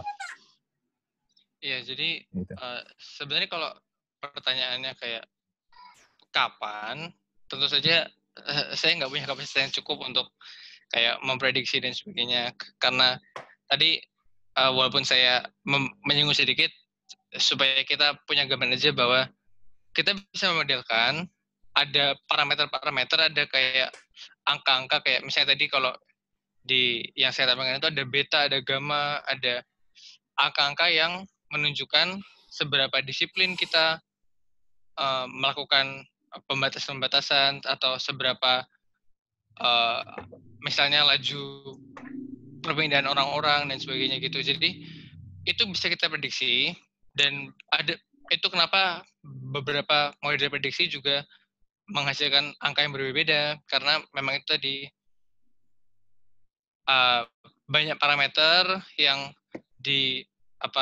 digarisbawahi dari masing-masing prediksi. Terus misalnya perubahan perilaku tadi, misalnya model-model yang mungkin ya saya belum baca juga publikasinya yang valid, tapi misalnya model-model yang memprediksi Juni itu sudah mulai turun, itu menggunakan asumsi parameter bahwa angka-angka yang ada di situ itu akan terjadi kalau setiap epicentrumnya melakukan PSBB dengan ketat sehingga kontaknya menjadi sangat kecil, seperti itu. Jadi memang, tapi untuk pertanyaan ini bagus kalau kita sadari bahwa ya itu tadi, matematika butuh parameter-parameter yang tidak akan dapat kita kuasai sepenuhnya karena deviasi-deviasi, karena ketidakpastian itu. Tapi kita hanya bisa punya gambaran kasar dan sudah ada, tinggal menurut kita mana yang lebih baik untuk kita jadikan rujukan atas apa yang mau kita lakukan ke depan, gitu sih kalau menurut saya. Soalnya kalau kapannya juga kita semua masih bertanya-tanya, prediksi juga masih berbeda-beda dengan berbagai metodenya gitu. Gitu Mas. Oke, terima kasih Kiko. Mohon maaf tadi saya terputus. Sebenarnya salah satu yang digunakan itu pakai kurva normal itu ya. Jadi data yang kita punya tiap hari itu seperti apa gitu ya, kecenderungannya itu dari awal itu seperti apa, kemudian naik, kemudian sampai di paling atas gitu, kemudian paling tinggi paling banyak berapa, kemudian turun lagi. Nah, harapannya kan itu kalau pakai analisis kurva normal itu kan akan turun terus semacam itu. Tetapi tampaknya karena beberapa variabel tadi itu tidak dipenuhi atau beberapa parameter tadi kemudian terjadi misalkan kerumunan yang lain sebagainya, bandara dibuka dan lain sebagainya, itu menjadi naik lagi, kurvanya tidak lagi mengikuti seharusnya normal, tapi ada kecenderungan yang baru lagi. Nah, ini yang kemarin saya baca dari bagaimana matematika bisa dipakai untuk memprediksi seberapa lama pandemi ini akan berakhir. Salah satunya sebenarnya berdasarkan data harian itu ya. Hari ini berapa, hari besok berapa, hari berikutnya berapa gitu, itu kita bisa lihat dari kurva normalnya. Itu yang salah satu mungkin yang bisa ditambahkan gitu ya. Oke, apakah masih ada? Sebetulnya masih ada 2 pertanyaan, cuman saya tidak melihat Mas Yoga dan Mas Heru Pramono. Kalau memang seandainya mungkin pakai nama lain, nanti tolong resend gitu ya. Nanti mungkin bisa disambung. Mungkin ada teman-teman lain yang ada pertanyaan. Monggo Pak. Mungkin dari teman-teman yang ikut. Ya Pak Sukristiono mau resend. Jauh dari universitas ya. Dan teman-teman di universitas itu kan biasanya orang-orang yang proaktif dengan atau berkaitan langsung dengan situasi masyarakat, situasi umum di luaran begitu, yang reaktif dan juga lalu serius, lalu bisa mengusulkan sesuatu yang baik, bahkan kerjasama dengan Bappenas dan sebagainya. Nah, saat ini negeri kita ini kan Indonesia Raya tadi ya, jalan raya ramai, Indonesia Raya kan ramai. Nah, dibandingkan negara-negara lain yang sudah mampu mengendalikan COVID ini, tentu saja peranan ahli matematika dengan segala teorinya itu kan sudah berjalan. Nah, apakah teman-teman di perguruan tinggi di universitas yang sekarang ini ada secara real, itu juga ada itu pemikiran-pemikiran yang mana dan lalu mencoba mengadopsi teori-teori mana yang cukup dekat untuk berani dipakai untuk menyimpulkan, atau bahkan selama ini dipakai untuk memberi masukan kepada pemerintah untuk mengambil keputusan-keputusan. Apa yang populer sekarang dibicarakan di perguruan tinggi berkaitan dengan COVID ini, sebenarnya itu dekat dengan yang tadi Mas Rudolf atau siapa tanyakan tadi. Apakah tidak bisa atau sudah ada hal-hal yang diserap dari pengalaman negara lain, lalu akhirnya dipakai untuk dan diperbincangkan di perguruan tinggi menjadi yang paling populer. Itu saja Mas Yosef. Ya, monggo. Halo. Ya, dengan Mas. Teman-teman. Mungkin Pak Tony lah tahu persis juga. Oke. Dari teman-teman, dari yang perguruan tinggi, apakah ada yang mau menanggapi? Sebelum kita serahkan pada Mas TP.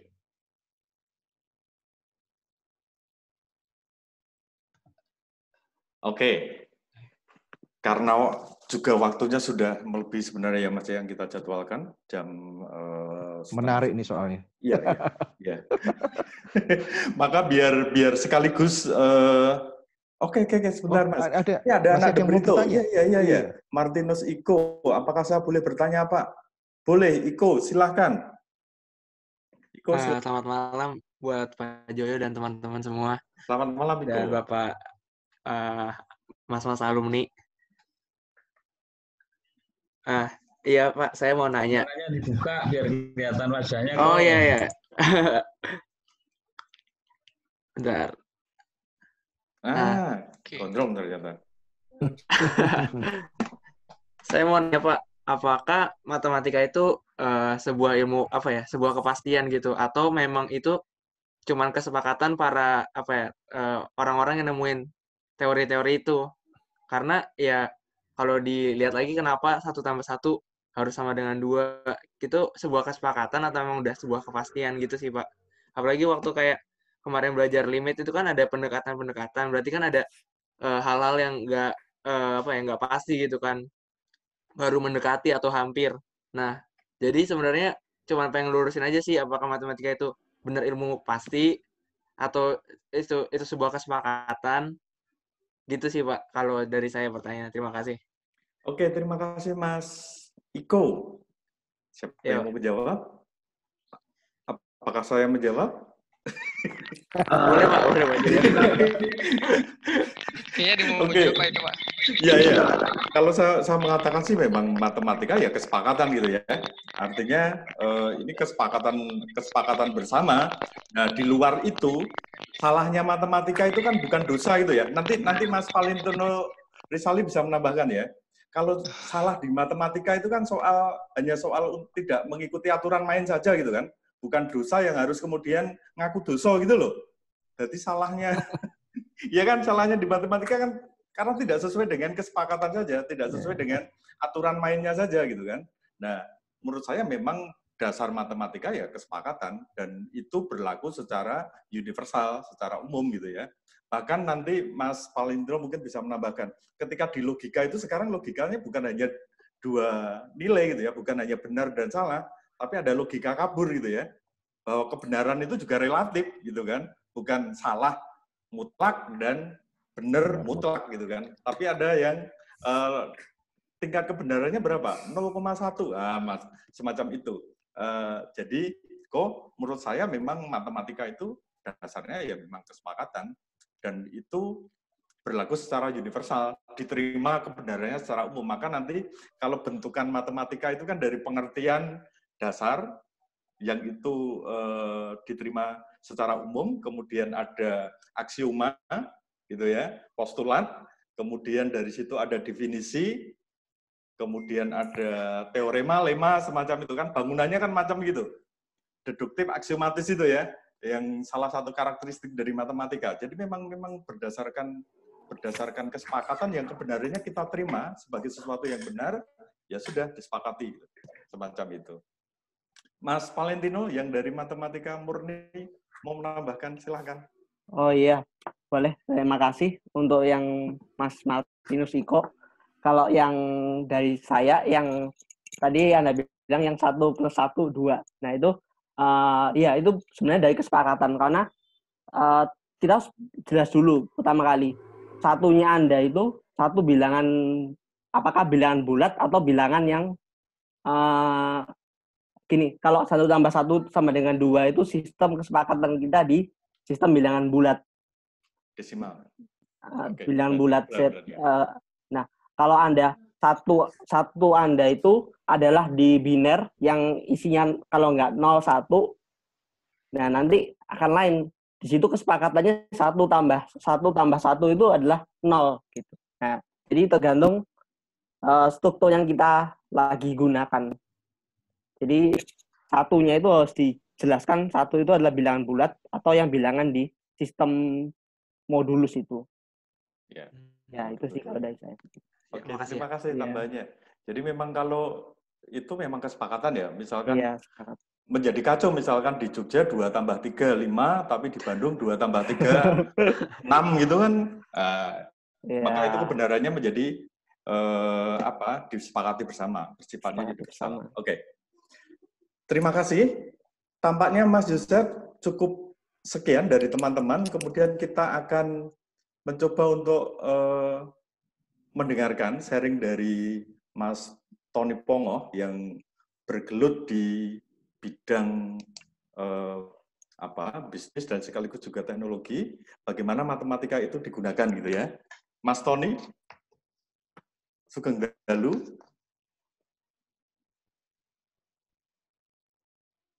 Selamat malam, Mas Tony. Selamat malam. Wah, diskusi kita menarik. Diskusi kita menarik ini, Mas Tony. Saya sedikit mengenalkan Mas Tony dulu nih. Monggo. Saya kira langsung saja dulu, Mas Yosef, supaya cepat saja karena waktu sudah mengejar.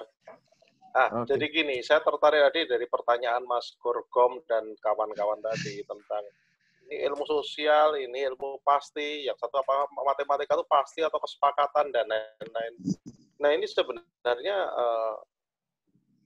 zaman sekarang ini kalau di dalam praktek itu antara sosial dan pasti itu sudah berbaur ya. Jadi tidak bisa lagi ada dikotomi dasarnya science tree. Kalau science tree itu adanya hanya di epistemologi saja, di fakultas-fakultas yang modern sekarang juga sudah tidak dibagi fakultas itu secara science tree. Pertemuan-pertemuan keilmuan itu sekarang semakin membaur. Jadi misalnya psikologi itu masuk di mana itu?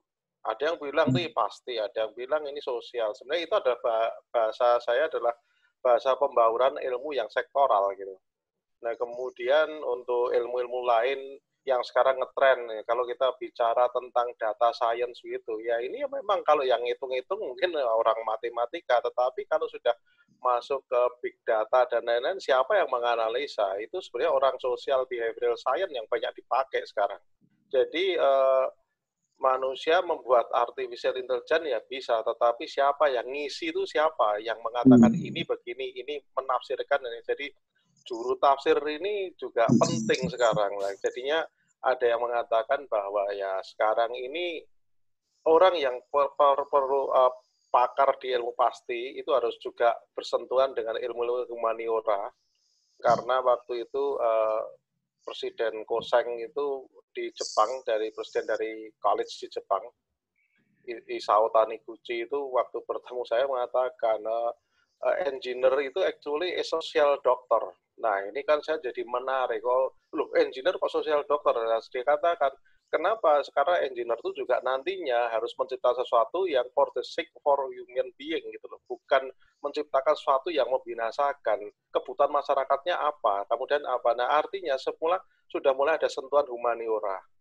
Nah di sini jadi saya pikir sekarang ini sosial dan ini sudah membaur, itu nanti kalau bicara macam-macam itu ya semuanya akan ketemu. Dan sekarang ini bidang ilmu semakin unik ke depan ini. Sekarang ada lagi nanti yang bidang digital, tapi digital antropologi. Itu ada. Dan sekarang tren itu yang ngawarin MIT sama UCL ya, University College London, itu menawarkan bidang seperti itu. Ini kalau ditanya genrenya apa, lah ini menjadi sulit. Kemudian yang lain-lain itu juga sama. Nah juga ilmu sosial sendiri sebenarnya tidak menafikan matematika menurut saya ya. Even ilmu hukum pun sekarang matematika sudah mulai masuk juga. Richard Posner dari Harvard itu sudah menciptakan economic analysis for law yang dipakai ekonometri untuk pendekatan decision making hukum. Dan itu sekarang jalan. Nah, waktu Richard Posner ini menelurkan itu kontroversi di Harvard, itu menjadi kontroversi di dunia. Bahkan di Indonesia pun itu juga sempat terjadi perdebatan di fakultas-fakultas hukum. Ini sebenarnya ilmu hukum atau ilmu lain? Nah, sebenarnya sudah tidak ada lagi. Nah, kalau kita tarik lebih mendarat saja sekarang bahwa ilmu yang tadi dikatakan Mas Hawi, logik dan matematika, ini kalau saya kutip dari Bertrand Russell ya, itu filsuf Inggris, mengatakan bahwa logika ini sebenarnya adalah masa muda matematika. Sementara matematika itu adalah masa dewasanya logika. Artinya bahwa dalam tataran dunia nyata, praktikal, kalau bahasa istilahnya bahasa latinnya itu in concreto gitu ya, orang tuh lebih banyak bersentuhan dengan logika. Yang dikatakan Pak Sukris betul, kehidupan kita itu sebenarnya adalah setiap hari kita melakukan persentuhan dengan matematika. Tapi ketika matematika itu terjadi di dalam bidang keilmuan, itu sebenarnya abstraksi, menarik ke in abstracto begitu ya, menarik ke sebuah konsep. Nah sekarang pertanyaannya, untuk apa sih ditarik ke konsep? Nah ini kalau kemudian kita kembali pada praktikal di bisnis, atau di badan usaha, ataupun di pekerjaan sehari-hari, itu persoalan untuk kenapa itu perlu dipelajari, itu adalah sebuah proses untuk mempercepat decision making. Jadi kalau mengambil di dalam perusahaan atau di dalam kehidupan, kita tuh kan setiap hari selalu melakukan istilahnya mengambil keputusan. Nah, keputusan ini tentu saja kalau kita lihat ya, kalau kita tidak menggunakan abstraksi menjadi lama gitu loh. Jadi mempercepat saja. Dan tadi ada yang bertanya dari ini pasti atau tidak pasti. Nah, dunia itu memang ada dua macam ya, sesuatu yang pasti dan sesuatu yang tidak pasti. Ada yang basisnya logika, ada yang basisnya iman. Nah, kalau teologi mungkin ya matematika menjadi tidak signifikan karena sesuatu cukup diimani begitu ya. Tetapi kalau untuk bisnis industri ya yang pasti itu misalnya menghitung bahwa ini kalau masuk ke sana sekian menit, 1 menit 60 detik, lead time-nya 1 detik berarti 60 detik sama dengan harus keluar 60 produk.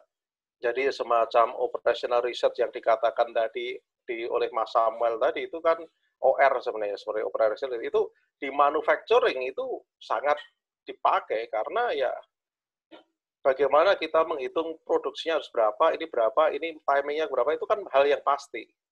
Tetapi kalau terhadap tidak pasti seperti COVID, lalu ini kira-kira dolar naik enggak, ini naik enggak, itu artinya permodelan matematika abstrak ini dipakai untuk membuat proyeksi. Itu gunanya apa ya dalam decision making yang memberikan alternatif saja. Ini kalau nggak begini ini. Sehingga dalam bisnis itu selalu ada plan A, plan B, plan C. Nggak plan A ya plan B, nggak plan B ya C. Contohnya ini sekarang, ketika ditanya, kita bisnis akan beroperasi kapan? Kemarin dikatakan akhir Mei, kemudian dikatakan pertengahan Juni. Nah, hari ini, malam ini Anies Baswedan sudah menyatakan memperpanjang PSBB sampai 14 Juni.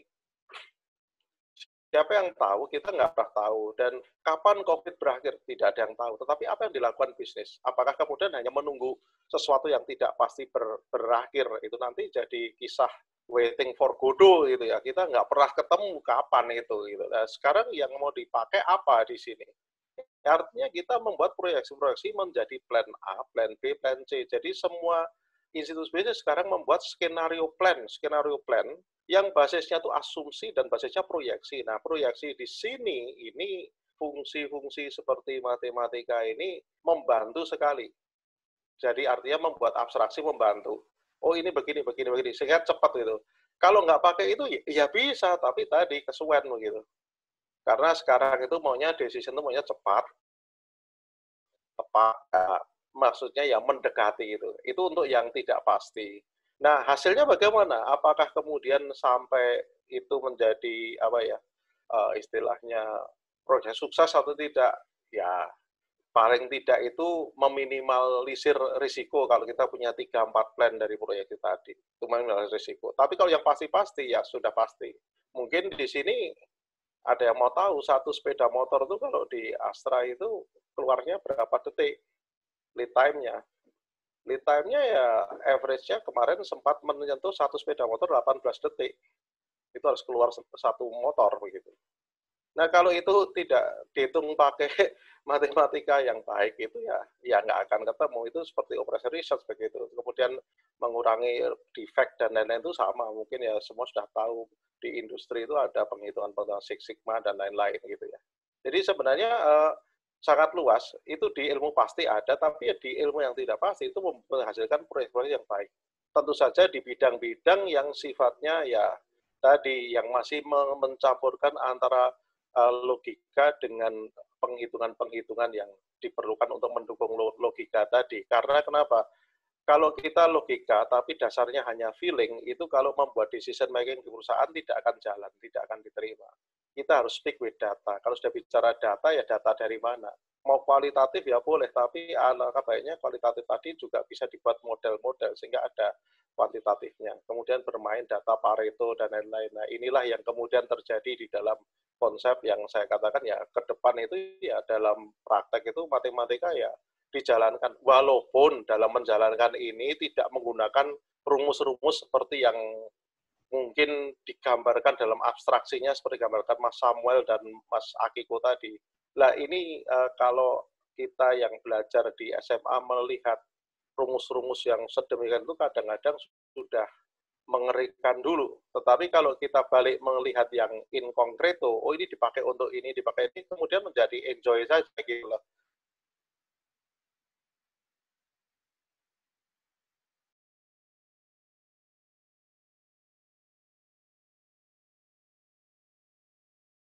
Agak terputus, Mas TP.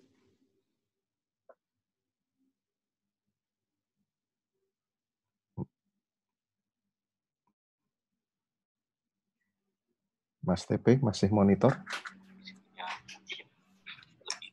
Mas TP masih monitor? Dibanding kita juga tidak baik-baik amat. Saya sih percaya itu sih. Kita bekerja dalam lingkungan tidak baik-baik amat, kecuali dokter kan ada tambahan penghasilan malah. Ya dokter kan. Mas TP masih on?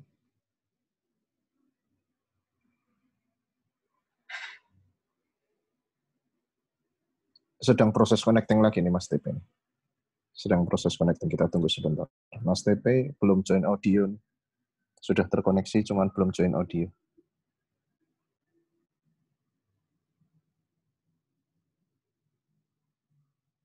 Mas Tony. Sudah terkoneksi, cuman belum join audio, Mas. Yang di kiri bawah, tolong diklik.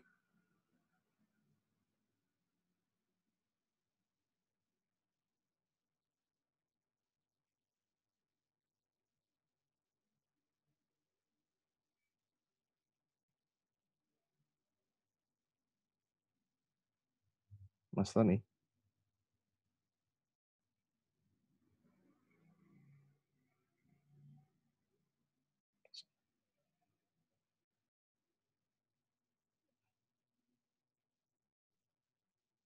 Kita tunggu sebentar, Mas Cecep. Ya, ini ya mungkin ditunggu sebentar ya. Sebentar lagi proses connecting lagi. Biasa jam segini ini Mas. Oh, ini Mas Tony masuk lagi dengan account yang lain.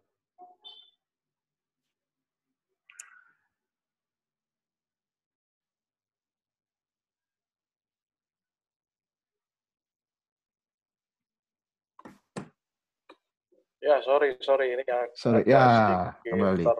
terkoneksinya biasa ya.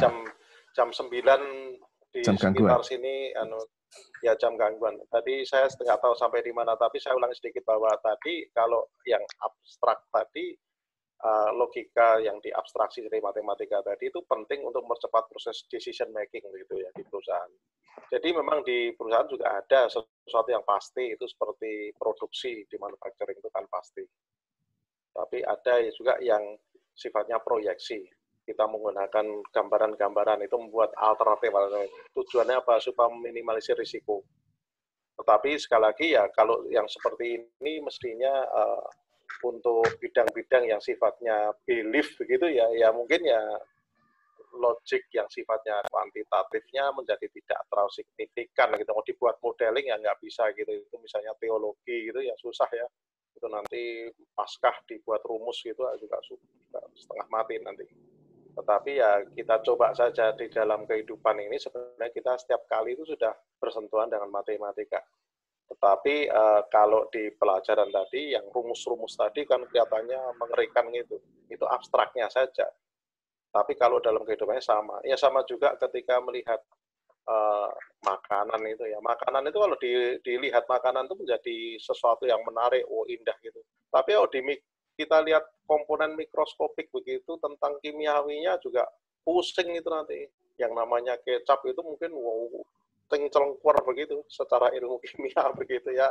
Ya kita nggak tahu. Tetapi sekali lagi bahwa tadi saya kutip Bertrand Russell mengatakan bahwa logika itu masa muda matematika. Matematika itu masa tuanya logika. Jadi artinya sebenarnya dua ini tidak saling bertentangan, tapi ya sebenarnya ya sama saja.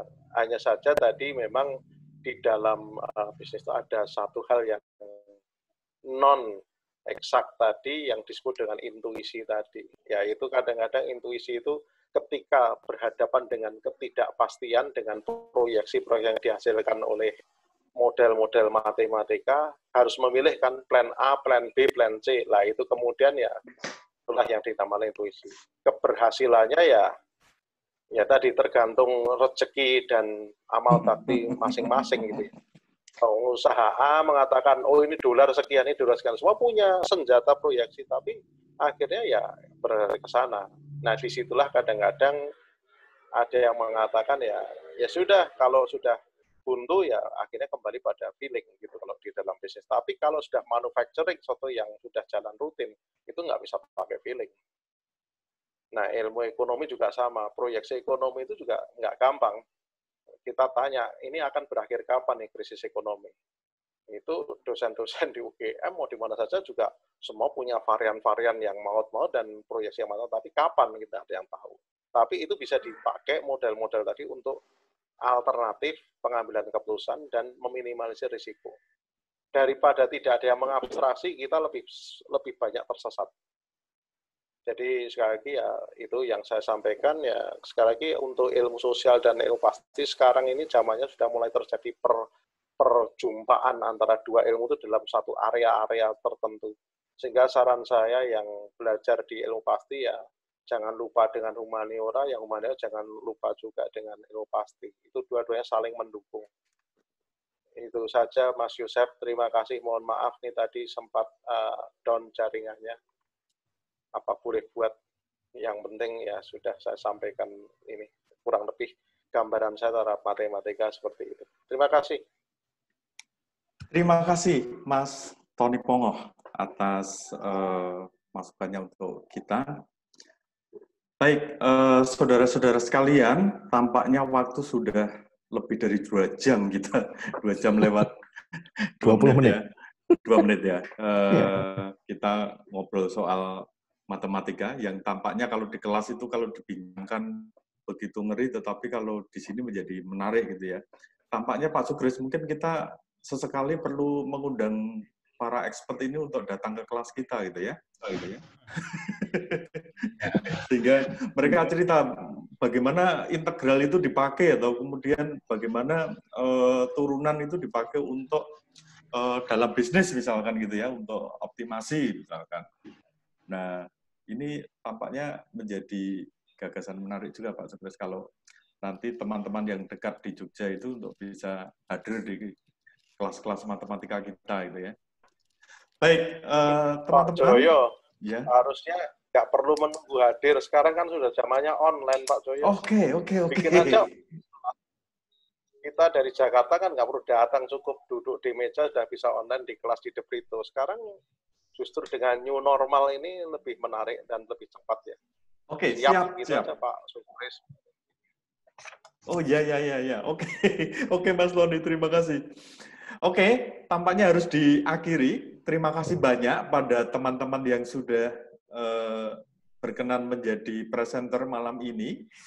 Mas Pius Akiko Putra dari Fisika UGM, kemudian Mas Samuel Sitorus dari Ilmu Ekonomi FEB UGM, dan tentu saja Mas Tony Pongoh yang menutup dengan membawa kita melihat bagaimana matematika ini dipakai dalam bisnis dan juga dalam teknologi semacam itu. Terima kasih banyak pada teman-teman dari Debrito, para siswa yang sudah hadir malam ini, para alumni, bapak-bapak sekalian, dan juga ibu-ibu, emak-emak yang juga mewakili anaknya hadir di atau bergabung dengan kita. Mak Cik Pauline, terima kasih. Tampaknya kita akan akhiri perjumpaan kita malam ini dan saya kembalikan pada Mas Yosef ya. Boleh. Tadi Pak masih ada 3 oleh-oleh. Oke.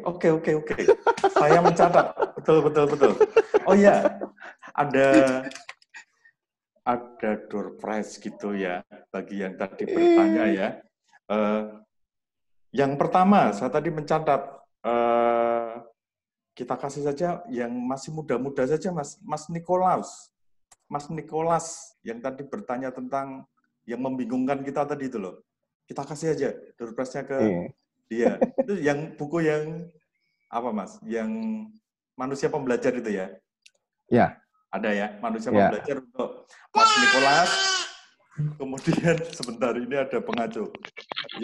Terima kasih, Pak. Yang kedua, buku self driving itu untuk Mas Rudolf yang bertanya soal pandemi tadi ya. Iya. Nah, terakhir buku saya Mas ya. Ya. Nah, ini untuk yang banyak membantu, Mas Valentino. Moga-moga bisa menjadi bacaan. Terima kasih, Pak. 3. Oke. Ya. Nanti ketiganya ini akan saya kontak by WhatsApp untuk alamat pengirimannya ya. Oke. Nanti akan saya, karena sudah ada di data pendaftaran, saya akan kontak by WhatsApp untuk alamat pengiriman. Terima kasih teman-teman. Monggo Pak Joyo. Ya, kita tutup. Yang menutup Mas Yosef saja toh. Oke. Kan tugasnya sudah selesai. Oke, terima kasih teman-teman. Ini satu perbincangan yang asik. Sebetulnya awalnya kami semua memprediksi hanya 1,5 jam acaranya. Jadi akhirnya jadi 2 jam. Dan ini masih saya menyimpan beberapa pertanyaan yang sebetulnya sudah tanya gitu kan. Ada yang tadi masih raise hand juga belum kesempatannya, belum akhirnya karena waktu terbatas belum sempat bertanya gitu kan. Tapi saya terima kasih sekali untuk animo yang luar biasa, untuk kesediaan waktu teman-teman, juga untuk obrolan kita yang luar biasa. Juga saya mengucapkan terima kasih buat sekali lagi Mas Akiko, Mas Samuel, dan terutama untuk Pak Joyo yang sudah membantu untuk menjadi moderator acara malam ini. Gitu. Jadi perbincangannya jadi sangat menarik. Gitu. Sebelum kita mengakhiri, saya minta tolong teman-teman nyalakan semua kameranya. Kita akan foto bersama, gitu kan? Bimo, ada di sini Bimo? Ada lah. Ya, Bim. Oke, Bim. Dibantu, Bim. Ya. Oke, tolong teman-teman dinyalakan semua kameranya. Kita akan kameranya foto dinyalakan. Ya, kita akan capture, gitu ya. Ada Mas Ignatius Adiluhung belum on, Mas William Heryudanto belum on, Mas Nikolaus belum on. Pakaiannya dipakai.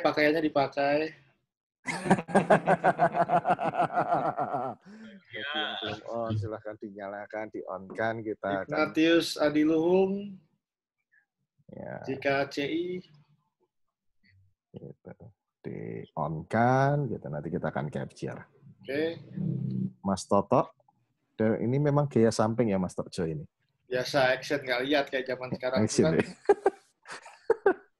Gaya siap samping ya? Deh. Kita mulai ya. 1, 2. Satu kali lagi. Ini resmi amat sih gayanya. Ini kayak pas foto mau bikin paspor.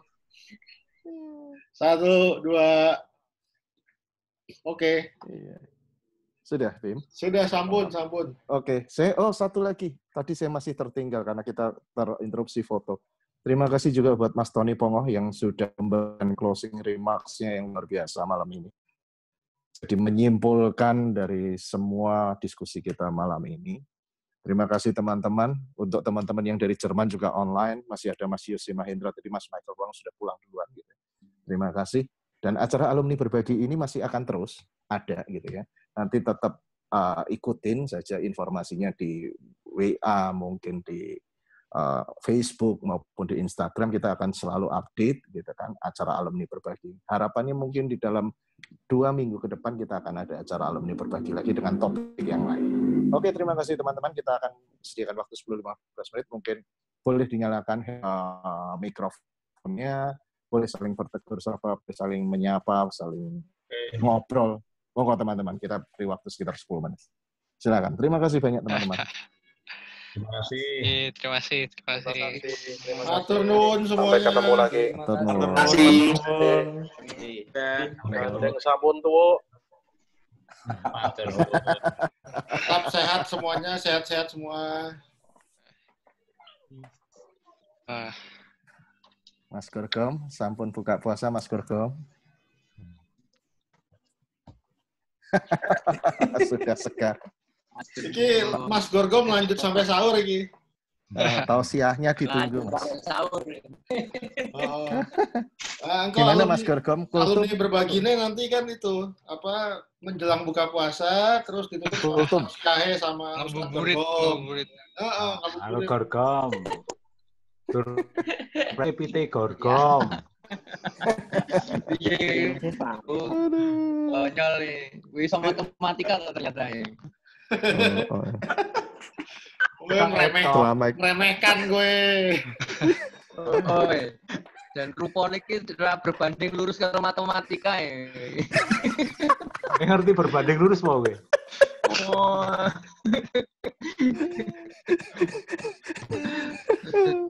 Matematika rupanya wong pinter-pinter awak mau iki dan ternyata lurus ya matematika.